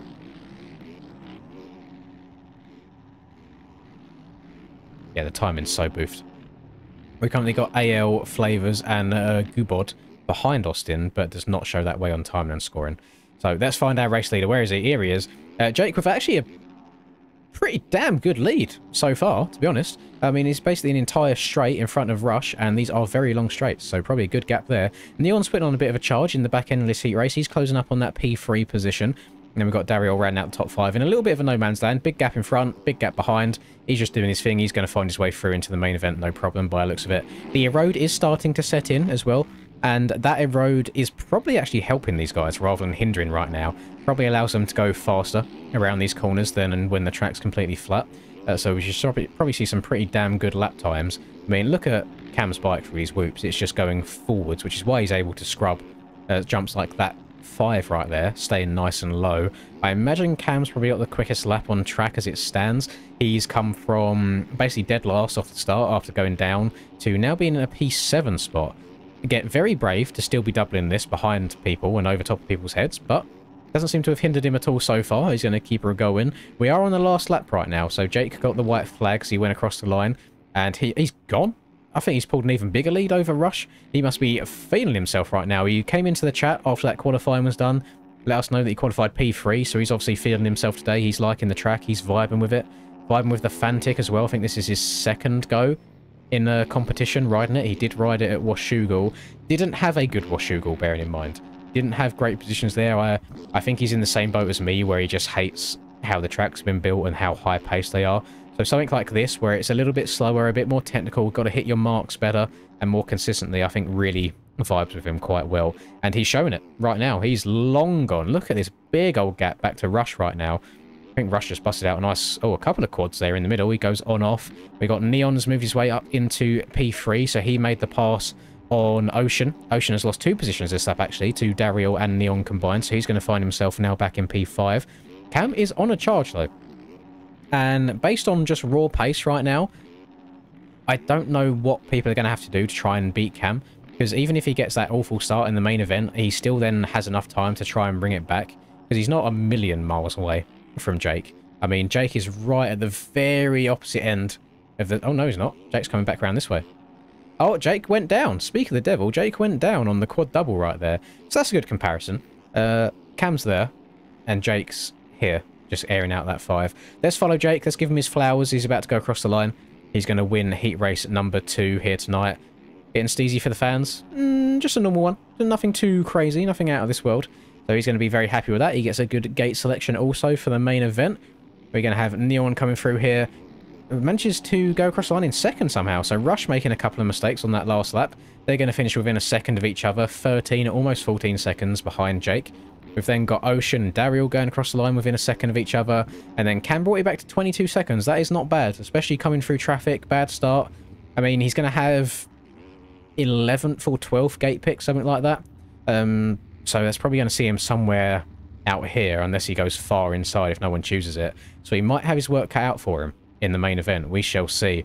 Austin's gone across the line in 11th. So your top 9 after Cam ended up being Cat, JS7 and Dizzle. So everyone from Frankelek downwards will be finding their way to the LCQ.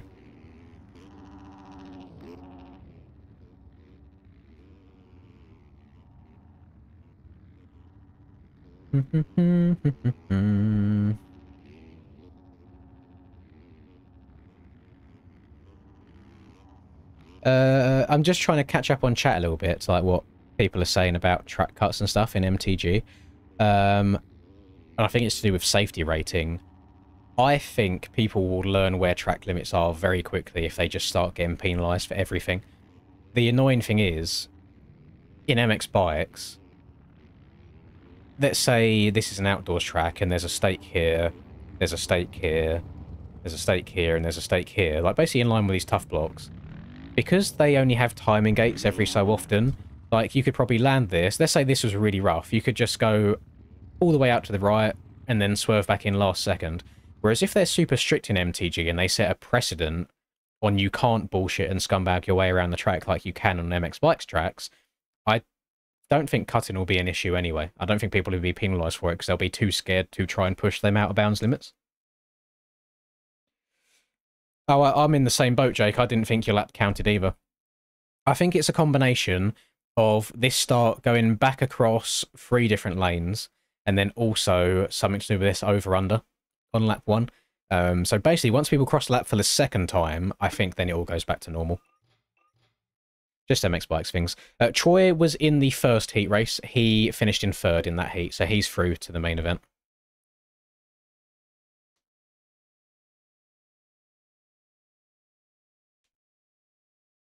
I would be surprised if they penalise people from contact.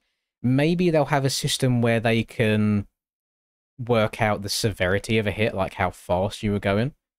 Or if you've like just fully hit someone in the side really quickly. Because if you hit each other at low speeds, that's normally just like rubbing elbows in corners, for example. So maybe like the velocity of the crashes will come into play for safety ratings.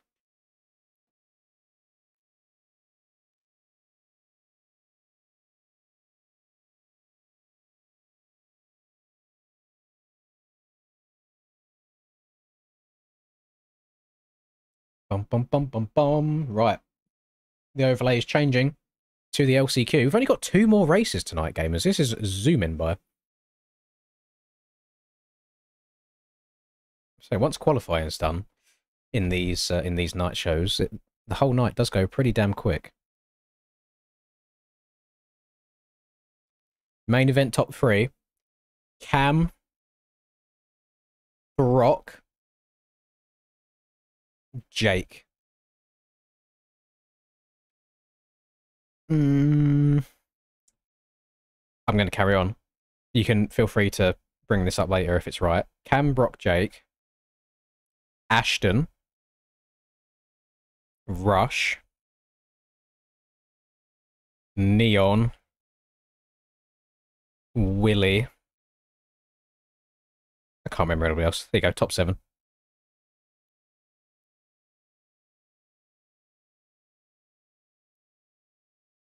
Come on, Splash, how long have you been playing this game? You've always got to select gate 1. The game's broken, like, you have to select gate 2, come out of it, go back into it, and then select gate 1 for it to work.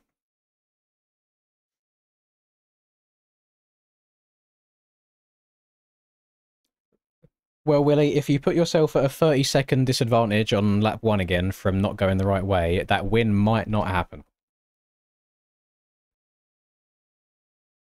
But hopefully that doesn't happen again. See, look, I completely forgot the Splash even existed, so now I'm going to have to rewrite the whole thing.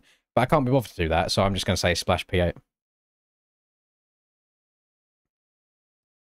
I just need to pray that he gets like a bad start or something, so then my picks might actually come true.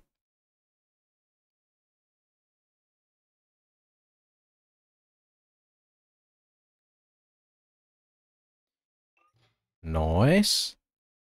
LCQ time. I don't know if there's any like heavy hitters in this LCQ that we should expect to go through. We'll have a look. We'll have a look once we're loaded in. I had you second, Brock. I had Cam, you, and then Jake.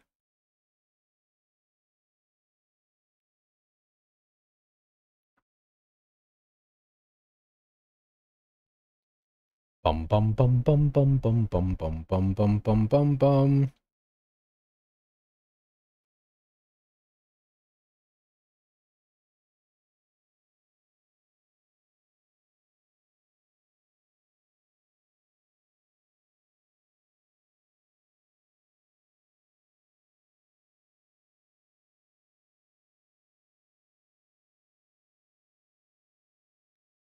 To prove how much of that the type of comments on Instagram are so funny to me.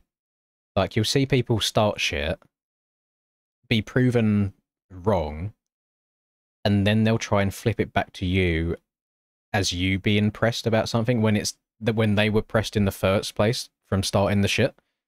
So if anybody hasn't seen, I done a TikTok, if it's going to refresh. Oh, I done an Instagram reel.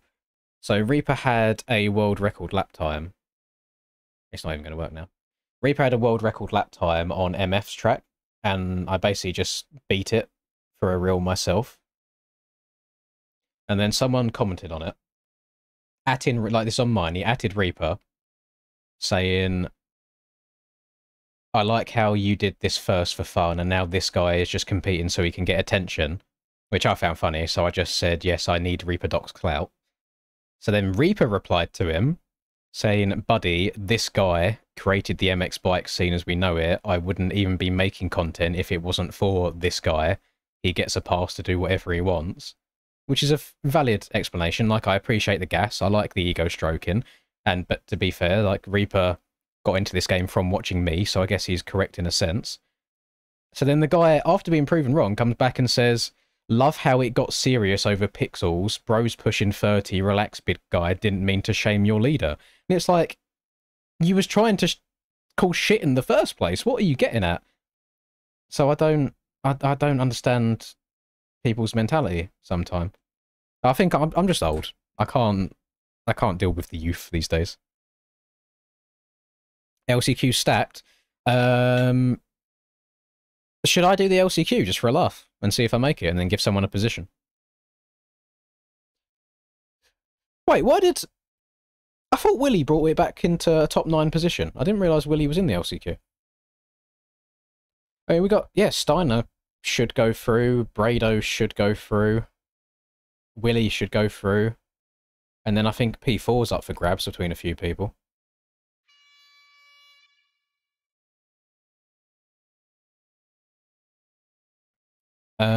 No, let me scroll up, Austin. If velocity comes into play, then it will have to change that speed limit for every single track, because each track has different average speed. Yes and no, because you can calculate two kinds of velocity. So say someone hits you in the side at 60 miles an hour, that will create a different kind of force as two people riding at 60 miles an hour next to each other and barely touching, like, shoulders. So I think it's the actual, like, impact of speed that I think will be the determining factor, if that makes sense. That might be exactly what you're saying anyway, and your point still applies. But that's kind of how I would go about it, if that exists, if they have that kind of technology.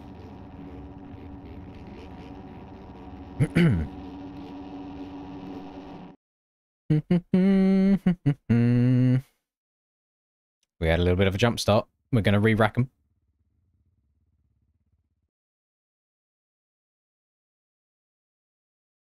No, I don't think I'd be allowed to do the LCQ, because technically I didn't qualify for tonight. So whoever qualified, let's say like 41st, I would be robbing their position.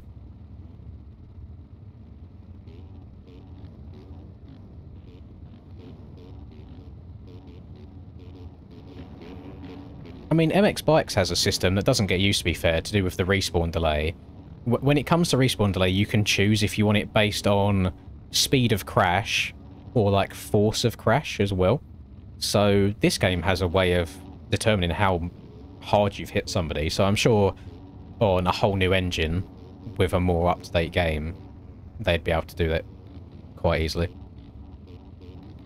I hope the netcode's better than MX Bikes' netcode. Right, here we go, gamers. Frank's chosen to go outside here. I wonder if he's going to check up and cut underneath. Steiner has not got a good gate whatsoever.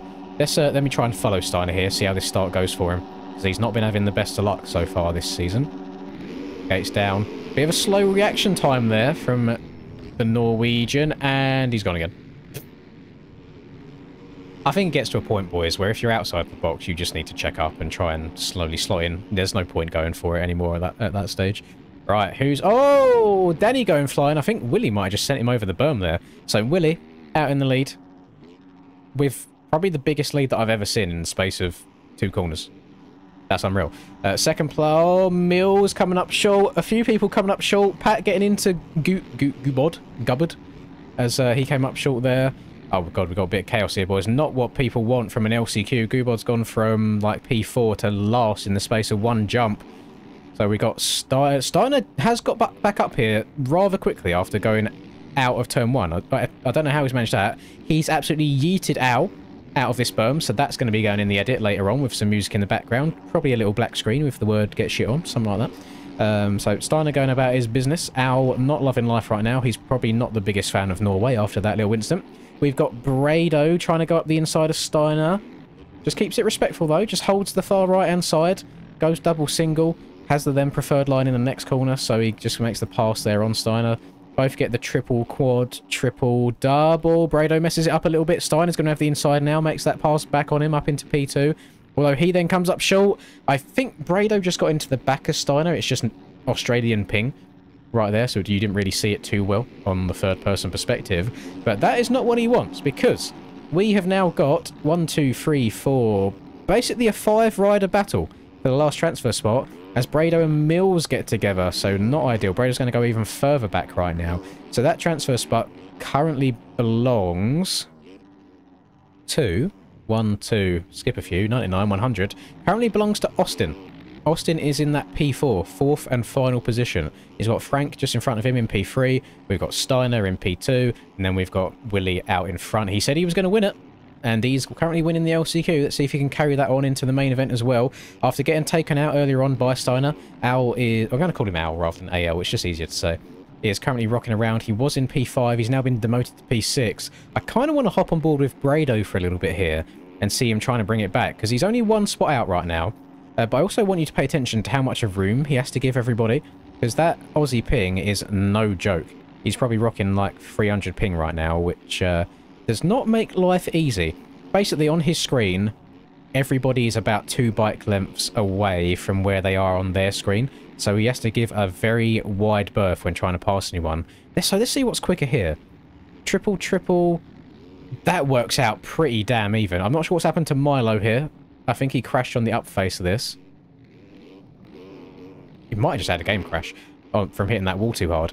So I like the effort that Aiden puts into having multiple viable rhythm sections. So you saw Austin went for the big 5 single, Brado went for the triple triple, and they came into that tunnel pretty damn even with each other. So some good racing lines. Hopefully people will experiment a little bit as the night goes on. Steiner has made the pass on Willie, so Steiner's going to be a very happy man right now. No idea what kind of white girl party music he's got going on in his headphones at the moment, but you know he's probably getting very litty. Brado making the same move that he made on Steiner, but Austin unfortunately jumping onto the back of him. Brado's bike still bouncing. He's going to have to try and get going again. He's probably going to get 1 or 2 seconds of cuts for that. No fault of his own. Just lines coming together there. I don't know if Austin saw that Brado had moved over into the middle in that section and he'd already taken off and it was too late. But it's probably one of the most chaotic battles I've ever seen for a final transfer spot right now. We have got 2 minutes plus a lap left to go, which I think is probably going to see these boys around the track 3 more times in total. Ignore what I just said. There's 2 laps from now, I think. Oh, Steiner going off the track as well. Not ideal for him. These boys, I'm seeing a lot of back-end tagging on some of these jumps where they're trying to stay super low. I think you just have to kind of commit to the big boy lines, not trying to shave off all them temps. So Willie is now going to go back up into P1. He's just going to try and play it nice and smooth. Steiner P2. Frank's making some good progress, actually. I don't think Frank's the fastest man on track right now, but he's just keeping the bike up on 2 wheels and not making too many big mistakes. So when these 2 in front are messing up, that's just allowing Frank to get closer and closer. We have had 2 retirees in this one. We've had Zelty and Pat have left this race, so they will not be making the main event tonight. Brado is still in P5. He's not managed to reel in Austin again. Although Austin getting this really nicely. Going quad double into the corner. Does he get a good run through the whoops?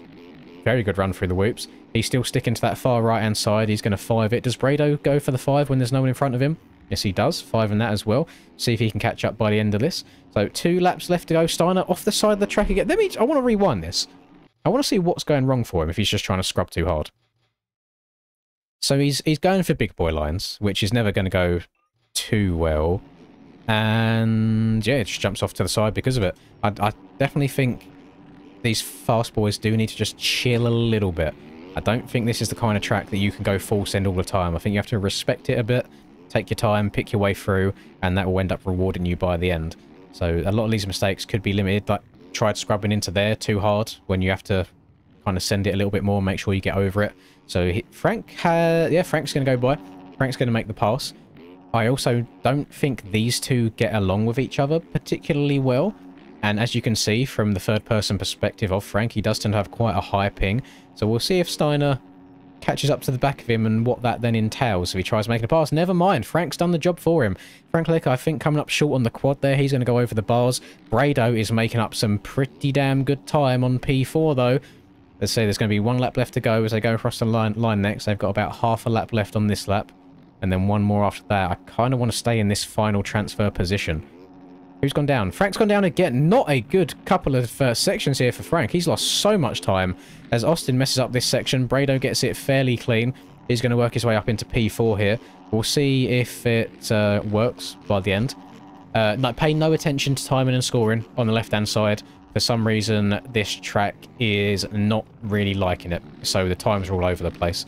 When they go across the finish line next, it will all update again properly. So don't listen to the timing and scoring, basically. It is not correct. It is not true. So Mr. Willie has got a pretty commanding lead, to be honest. Steiner's made a few mistakes.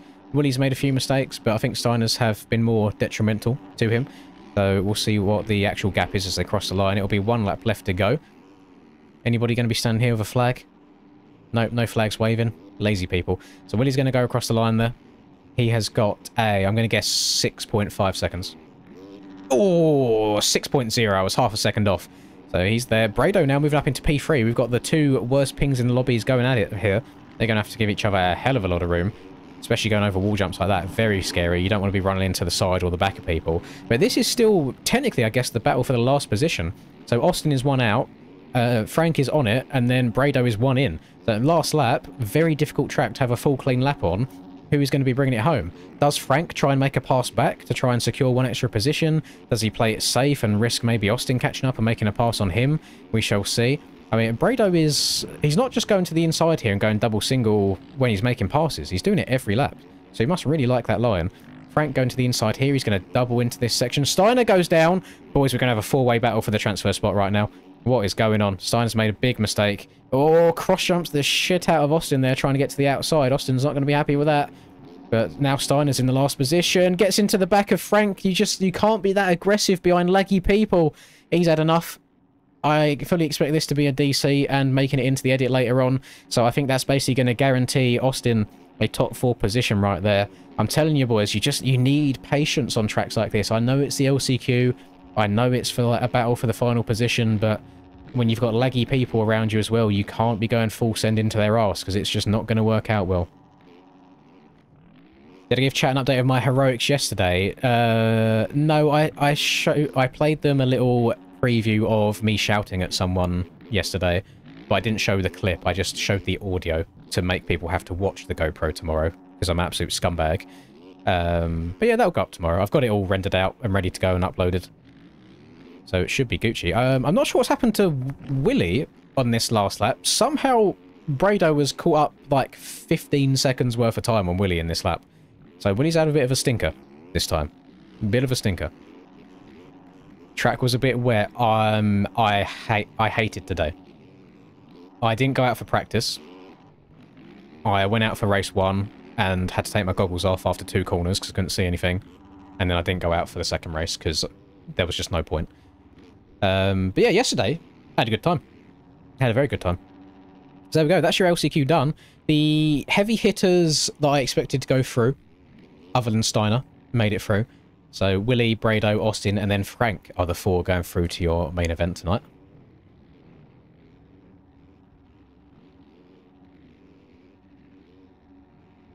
Good thing that I didn't put Steiner inside my top 7 for the race, isn't it? He didn't make it through.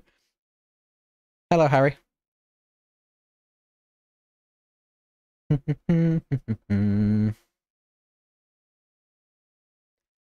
MTG release. They've said towards the end of this year, but knowing how game development is in general, I imagine there's probably going to be a couple of month delay. So I'd probably say beginning of next year. That's not something that I've been told or have information on. That's just me guessing, to be honest. Steiner tried to do you dirty. He definitely went for a bit of an aggressive one there. Steiner, you can choose to listen to this or not. It's completely up to you. I think you're just trying to override the track too much. You're trying to scrub too low to save tenths of a second on a lap where you can lose 10 seconds from getting a section wrong.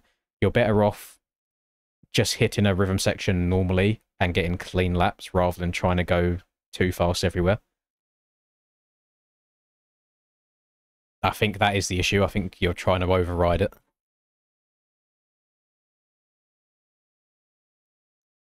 Right, that is all of the pre-main event races done. So the next lobby is going to be... Oh my goodness, the amount of times I almost knock over these cans of Pepsis. The next one is going to be for all the marbles.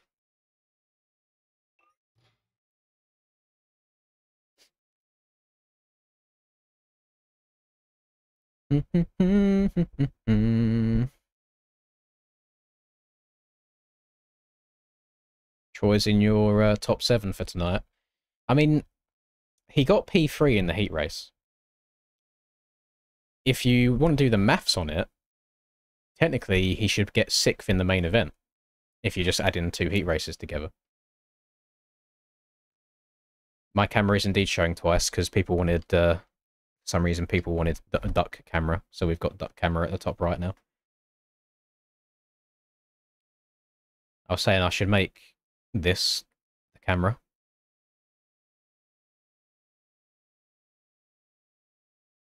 Should make that go there. And then this one.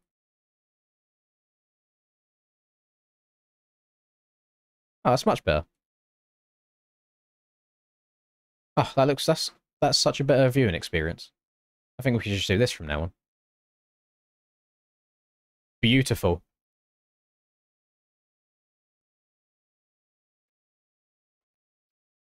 I saw your photo don't look a thing like you. Oh, that is a prime viewing yeah, we love that. Okay, we're sticking with this for the main event. Main is about to start. It is indeed. Just waiting for the lobby to go up.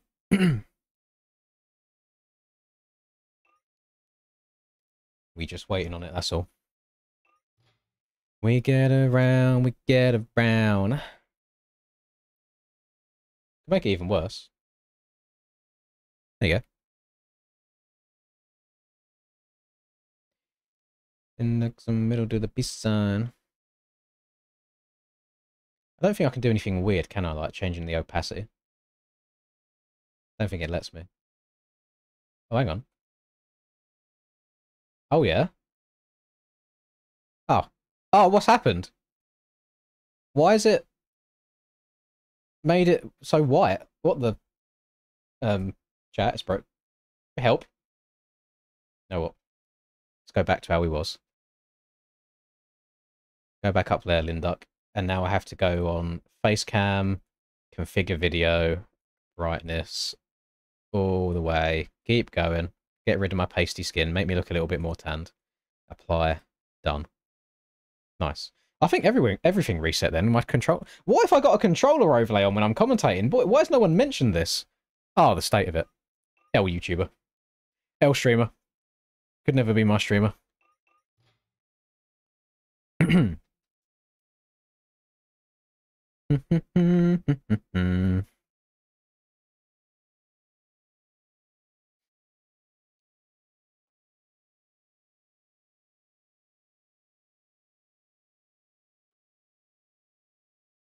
I am of the opinion that you guys aren't here because I'm actually good at what I do. I think you're here because I'm good at the game, which is why I think a lot of people started watching. But then it's kind of enjoyable to a scuffed extent because it just never goes to plan.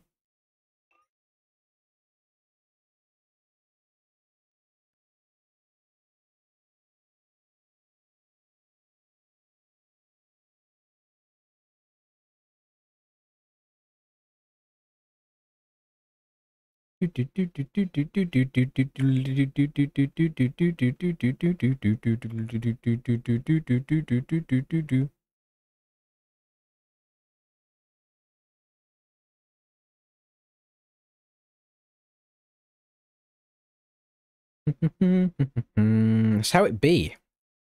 Wouldn't be a Lynn stream if there wasn't at least one scuffed moment in it. Hairline's good, to be fair. I just need it cut. So it's like, we only go back to here now. They couldn't, like, they weren't able to go, like, lower.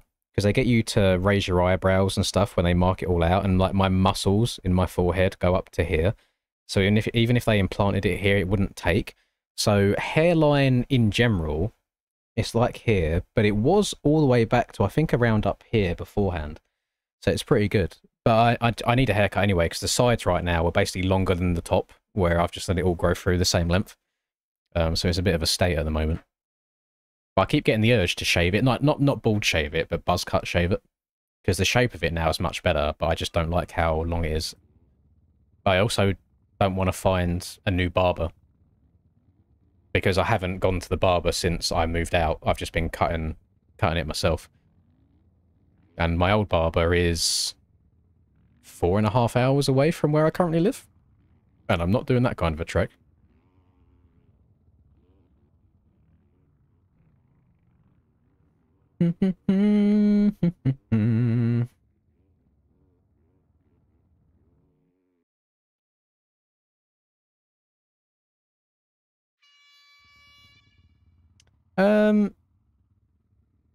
Yeah, so save it for the video, else.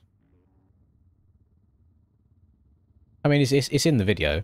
The audio is awful, by the way. You can't really hear what's being said well at all. I've tried to do what I can to save it, but like with the bikes going around as well in the background, it's not great. So I don't mind the results, to be honest. It's weird because I don't know if it'll change over time, because they say it can take up to 18 months for it all to be like fully normal. But the hairs that they've implanted, they're quite... Is wispy like an American term you guys use? Like, they're wispy, that's the only thing that I can do it. Like, they're quite fine. And I'm guessing they thicken up over time.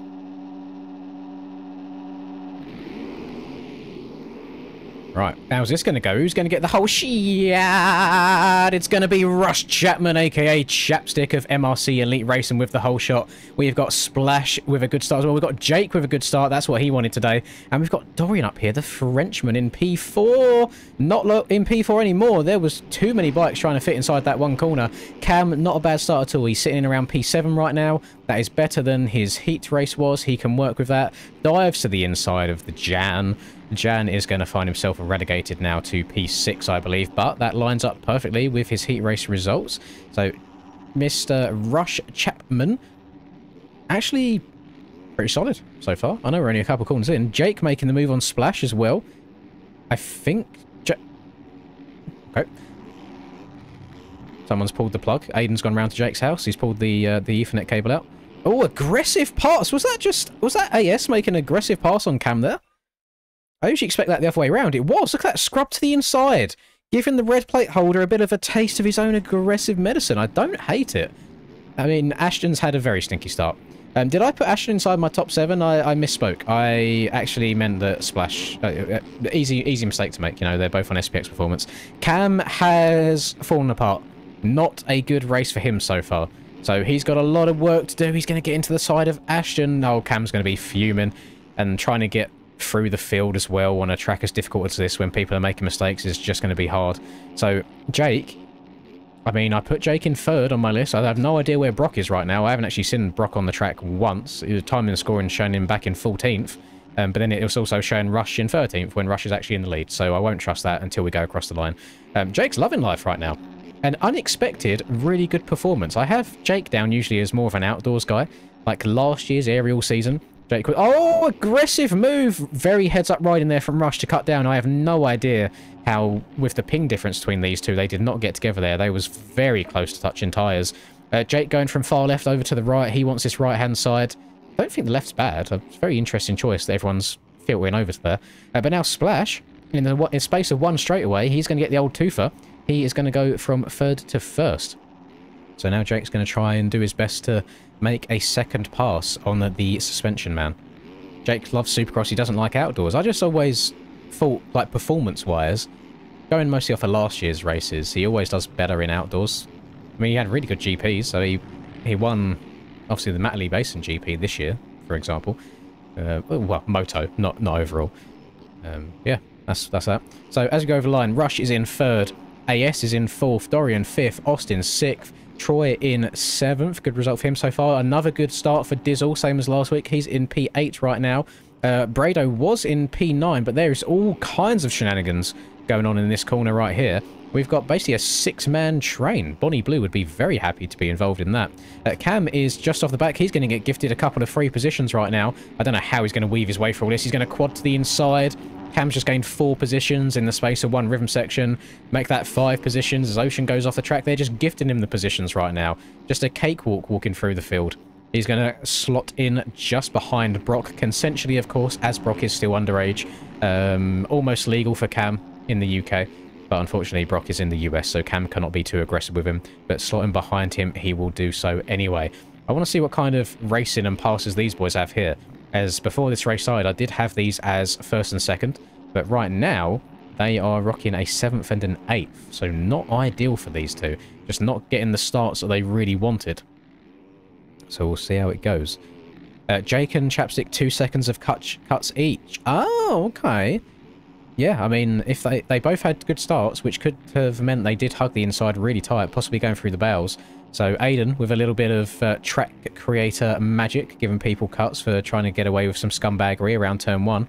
I don't hate it. Don't hate it at all. I respect that. So we're gonna... I'm still going to stay on board with these two for a little bit. And because of them cuts, AS is in the lead? Maybe? Who is AS, by the way?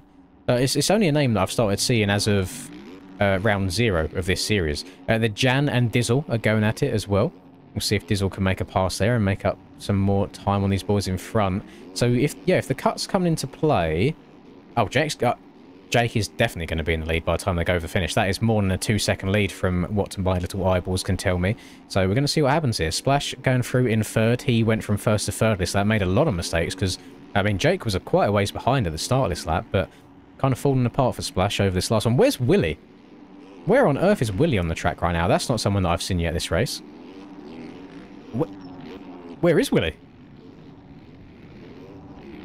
Hello, I am a man in a 5-year-long relationship searching for Willie. Where is he? Where is the cock?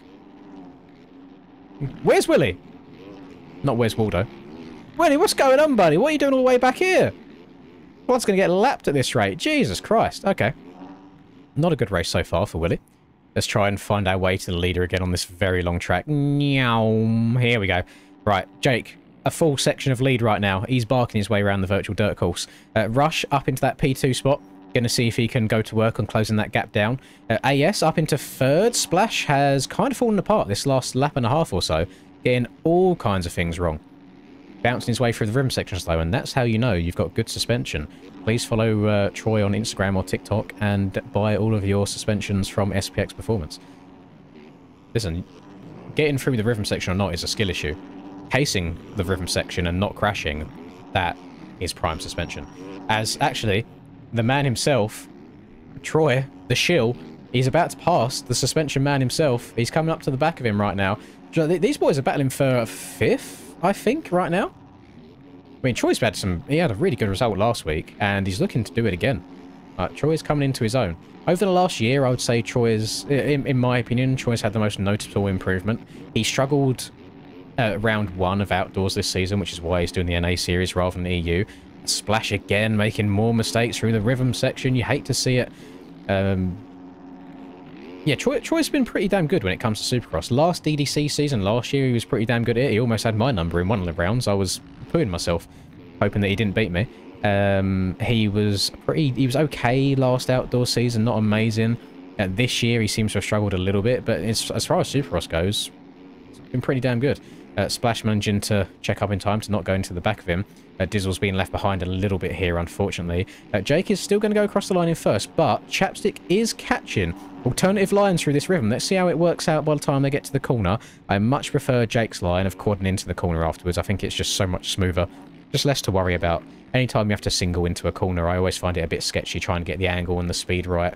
Where is your red plate holder? There he is. He's sat in P8 right now. 15 seconds It's not an unachievable gap for Cam. He won last week by over 20, I think it was. So he's more than capable of closing that time in. He just has to try and tread that fine line of going fast but not going too fast and overriding the track and making more mistakes. He's got Austin just in front of him and Dizzle. No, he's past Austin, so he's in 7th right now. He's got Dizzle only just in front of him, and then there's a train of riders at the end of this straight, so he's really not far out of the picture at all. And Jake is only just here, so you can see in terms of where they are on track, that is doable. It is very doable. Although both of these boys out in front right now are running very, very consistent races. And if they keep this up over the next 11 minutes, 40 seconds plus 1 lap, they will both definitely be finding themselves onto that podium. Rush got 2nd?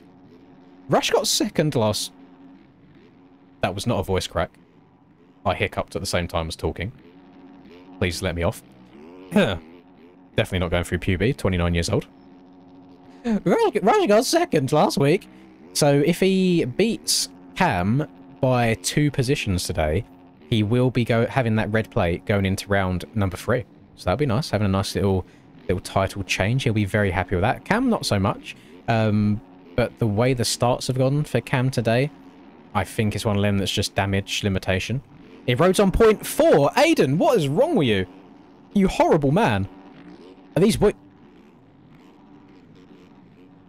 Can you see that on the stream already? How the whoops are starting to get chopped out? Yeah, Aiden, you are some kind of psycho. 0.4 road in the 20-lap race. I mean, actually, I don't think it'll be that bad because of how long the laps are. So you're not going to see as many, basically, wheels hitting the same corner because we're doing half the laps of a normal Supercross track.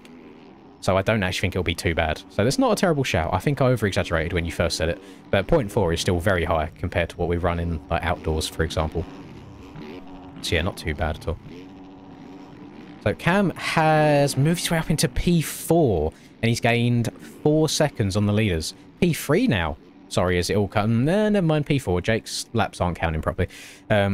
Yeah, P4, only 11 seconds behind the lead now. It was 15 last lap, so he's lapping 4 seconds quicker than the boys out in front. And a lot of that is just hitting your marks.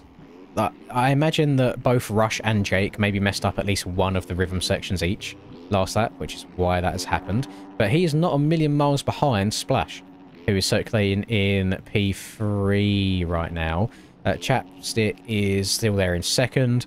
Jake's still in 1st. The gap between these two really isn't changing. They're matching each other's pace every single lap. Not great for Neon. Neon was going pretty damn good in his heat race. I think he finished 3rd, but he's all the way back right now in... Can't even trust timing and scoring again. Ignore me. No idea. But he's back maybe around 10th or so. He's battling with Austin and Dariel, or Dariel, or Dariel, or Dariel. No idea. Ocean is going to eat absolute shit going over the bars. That's going to give JS7 another position. We've got Ashton, not the race Ashton would have wanted at all. He's struggling to work his way through. Willie said he was going to win this today. He did say the same thing last week. He's kind of had a similar performance as last week. Not ideal, just not really getting out of the gate and capitalising on those early laps to try and pull away from the rest of the field. So he's been battling his demons throughout these races. Not a great one from Eggshit so far. OT just happy to be making it into the main event. Got to respect it. Got to show respect where it is due. That is due D-U-E, not due J-E-W, for those that were curious. Jake having a little look over his shoulder, seeing where the boys are at behind him. But again, he crosses the lead, nice and comfortable. He's got a couple of seconds over Rush, 2.6 as per the timing and scoring. Splash is rocking around in P3 still. It looks like the box... What's that? What are we doing here? How was Cam...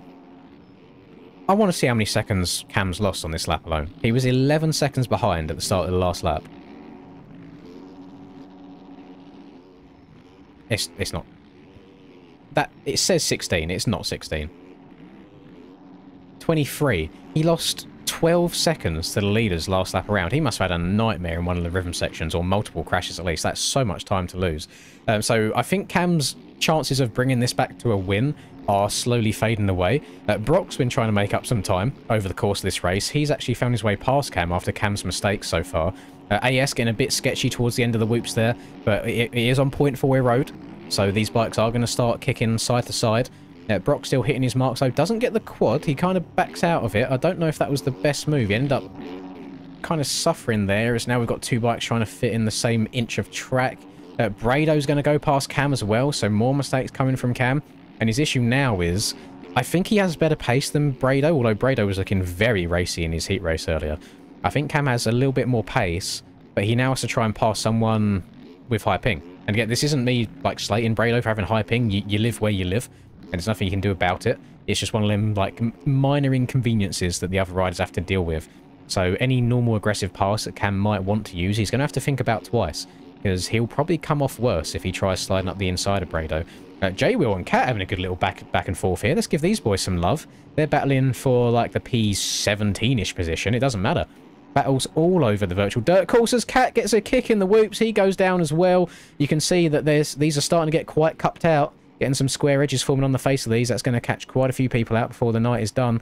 Where is your race leader? Oh, the gap has closed. We got a battle going on for this P1 spot right now. As Rush cases, he gets onto one of the bows. Is he going to get over the finish line? Oh, barely gets up and over that. Not cleanly, but he gets the job done. Yeah, he hit one of the bows on the takeoff that triple before the finish. Cost him a bit of time. It was very, very close between these two up until then. So that lead is going to stay around the 2-second mark. One person that is slowly closing in, though, as these boys make mistakes, is Splash. And this is something that I don't usually see in Supercross tracks, probably to do with a higher road. We're actually starting to get slightly rutted corners. So these boys are going to have to watch that front end as they try pushing it around these flat 90-degree turns. Splash could still be in with a chance of winning this. They've only got 5 minutes 40 plus a lap left. But depending on when they cross the finish line, that could be as high as an 8-minute long left of racing. So plenty of time left in this one for anything to happen. Cam is trying to get back on the charge again. He's 35 seconds down now. Another stinky lap from the box. So right now, as they run, Rush would be your red plate holder going into next round by quite a few points as well. He's 3 down coming into this. He's going to be like 8 to 10-ish maybe after this if they finish as they run right now. J7, again, not a great start on this race for him. Ashton's trying to make his way up and through again. He's sat in about 14th spot right now. Willie is just down in the bin. I can't cheer for this man anymore. Literally every night well, that was just unfortunate for Brazilian ping, wasn't it? Every night that I watch this man qualify for aerial hitting hot laps, and he just disappoints me in the racing scenarios for the... Oh, Willie, don't get yourself banned. Think about what you're doing. You've been banned from series before. Don't do it. Don't do it, Willie.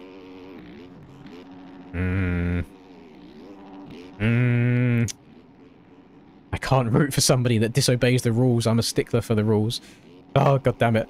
Right, Brock is trying to catch up to the Jan. Let's see, let's hop in this one for a little bit. I definitely think Brock's got more raw pace than Troy does, but Troy's been just having a pretty damn solid race, to be honest. That's one thing Troy's been damn good at these last 2 rounds, is just hitting his marks and being smooth and consistent. And that's what you got to do.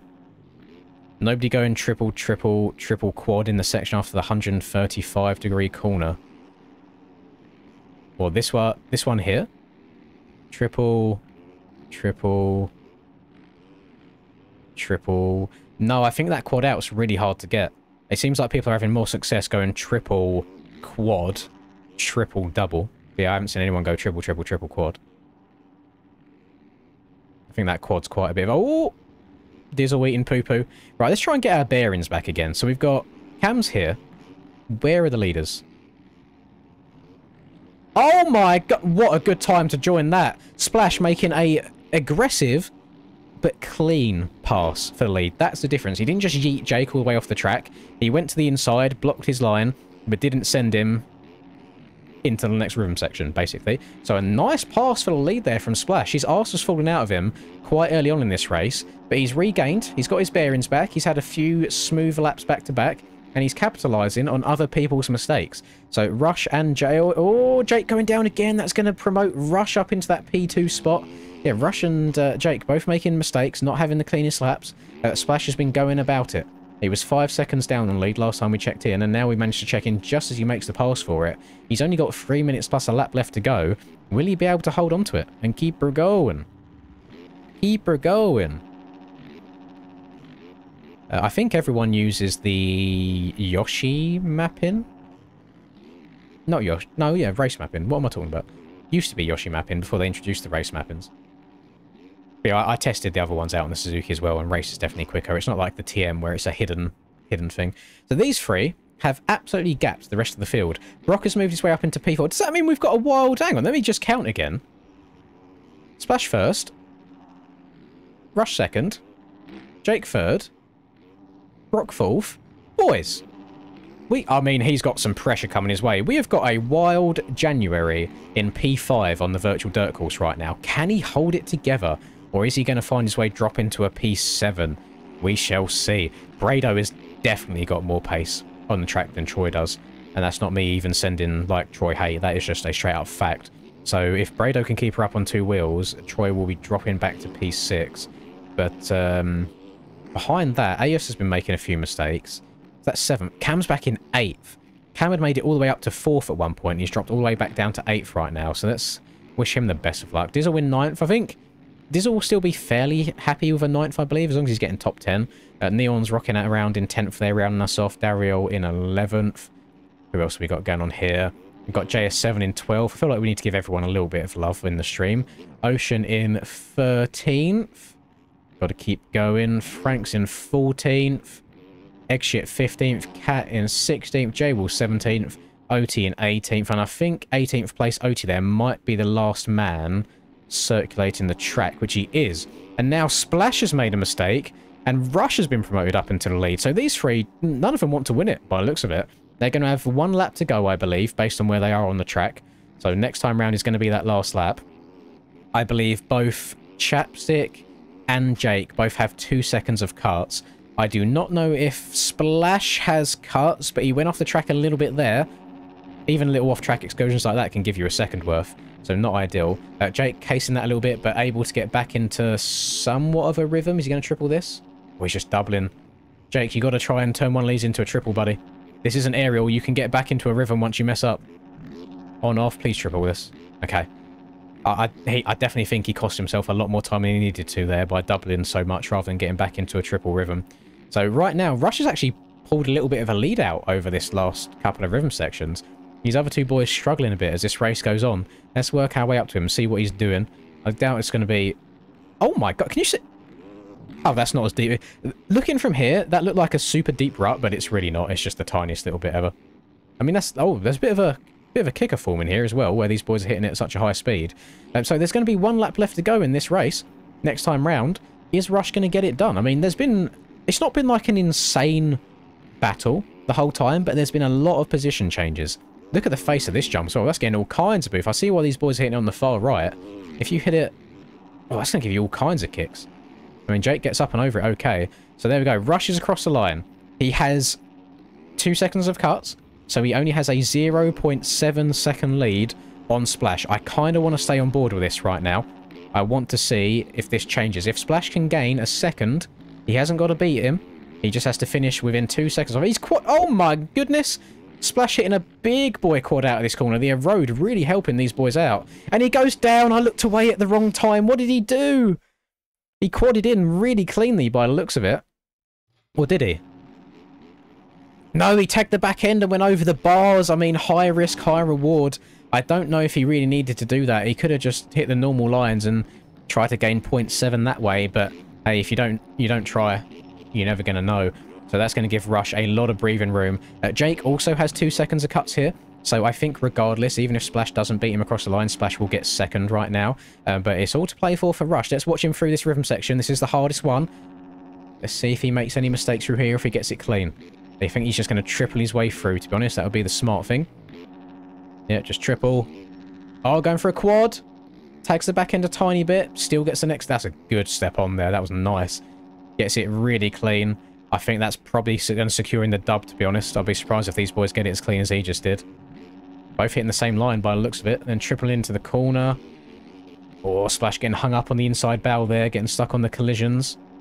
Still managing to ride alongside him. I think Rush might have just made a tiny mistake there. They definitely closed in a little bit. Alternative lines. Oh, Jake moving back over to the left. Doesn't want to land on top of Splash there. Nice respectful riding out of these two. He's then going to move over, cut his line a bit, because they both want to hit this far right-hand side. Splash getting a great drive on the Yamaha. He said, Fantic, definitely not the fastest bike in a straight line. Let me show you the Yamaha power. Jake's going to cut underneath as Splash goes off the track. Bit of a drag race now. We've got two very fast straights. Rush has gone down. Rush has gone down in the worst place. Splash has made a mistake. I don't think Splash has to make a pass here. If he can stay on the back of these two, it's within 2 seconds. I think he's going to get it done. Jake's going to jump past, but Rush has the inside going into this corner. Jake holds it on around the inside. Rush is going to go up the inside. Jake's going to triple over his head. They both go across the line at the same time. Jake's going to get it on cuts. Splash is going to beat Rush on cuts as well. Oh my goodness. Chapstick. Rush Chapman. He had it in the bag. I think he just messed up the quad on the last lap and found his way into the bows here. And then the cuts from the lap 1 had their way with him. So Jake leapfrogs him on cuts at the end. Splash gets him on cuts. That was a very, very close final couple of corners right there. Good racing around here, and I love the way this track seems to have degraded so far. Cam, not the race Cam would have wanted. He's going to live... well, he's not going to say live to forget. That's a bad choice of words. He's going to regret this race. That is going to... Even though Rush lost 2 positions there over the finish, that is still going to give Rush the red plate going into round number 2, and it's going to be very, very close in the points. Jake's going to be happy with that first place. He's going to be a bit disappointed that he didn't show up at round 1 because he'd been with a chance at this championship riding like that. So Splash is going to get second, Rush third, Brock in fourth. Good comeback ride from Brock. He was down bad early on. The Jan getting a top 5. We need some W's in chat for the Jan. Really good stuff there from him. He capitalises on some of Brado's mistakes, who came 6th.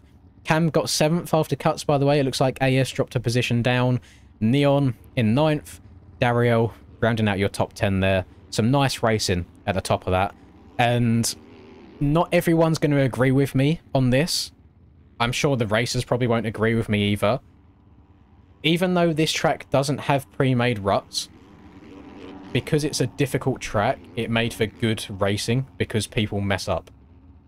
That's why we want hard aerial tracks. Because it's not fun, for me, duct taping the right trigger down for 30 minutes at a time and nobody crashing. It's much more fun having a hard, challenging track to force people to make mistakes. And I love stuff like that. Such a good finish there between those top 3. Really good race. He's done it! $100 payout crash from Rush. Is Rush getting 100 for a win? Hang on. What team's Rush on again, real quick? Okay, if anybody wants to slide me the MRC Elite Racing Owners Discord, just for a friend, just for research purposes, let me know. Anyway, that's crazy. The track looks difficult. Like, trying to hit your marks every lap in them really long rhythm sections looks so hard. And then once you throw the erode into the mix as well, and how it kicks the bikes. No, the bikes have different trajectory on jumps as the race goes on, because the erode causing holes, it will send you further some laps, shorter others. It looked really difficult.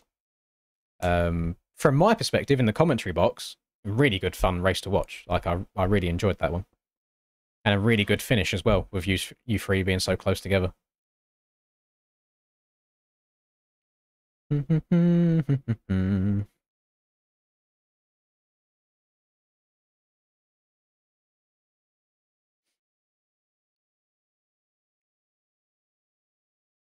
Only Fantic wins. Nah, Cam was on a Yami last week, wasn't he? Oh, you mean the only Fantic in the race one? Yeah, that's a good point, actually. So last week, a lot of the top boys that have been riding the Fantic in outdoors have said that it's not great in Supercross. But Jake's just gone and proven them wrong there. Jake getting the big dubski on the Fantic. Good stuff. Check my DM. I don't actually want it priced, by the way. I'm just chatting shit.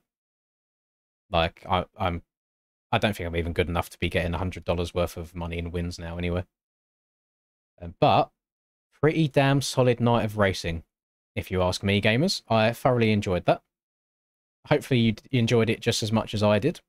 Thank you very much, Aiden, for creating what looked like a good track for racing as well. It's nice to see. Very difficult track as well. I'm definitely going to give that one a bit of time if ever I fancy some Supercross and I hop on the game again. What else do I want to say? I don't know, to be honest. My brain's frazzled. I've had a very busy last 2 days in terms of my standards. For normal people, it was just a normal 2 days, but for me, I've actually done something, so I'm tired. I haven't eaten yet. It's currently almost 10 PM, so I'm going to get on Just Eat and order myself some food. I thank you all for watching. It is very much appreciated. If you like watching me ride in real life, then I have a GoPro going up tomorrow, which is a little bit better than the last GoPro that you saw, where I was just riding it like an enduro track. I was actually putting in a bit more effort this time. Still blowing out my arse by the end, but that's just because I'm really fat. But yeah, good stuff. So I hope you enjoy that when it comes out tomorrow morning. I hope you've enjoyed the stream, and thank you everyone that's been here. Thank you again, Mr. Tuttleson, for the €50 earlier, and thank you, Paul, for the €6 or €7 earlier. I can only see the converted rates. It's like £5.23. I really do appreciate it very, very much. I hope you guys have all had a very good weekend. I hope that work tomorrow morning or school tomorrow morning isn't too painful for you.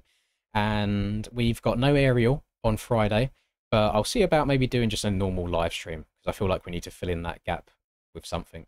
But yeah, thank you very much, everyone. I will see you all next time. Good night.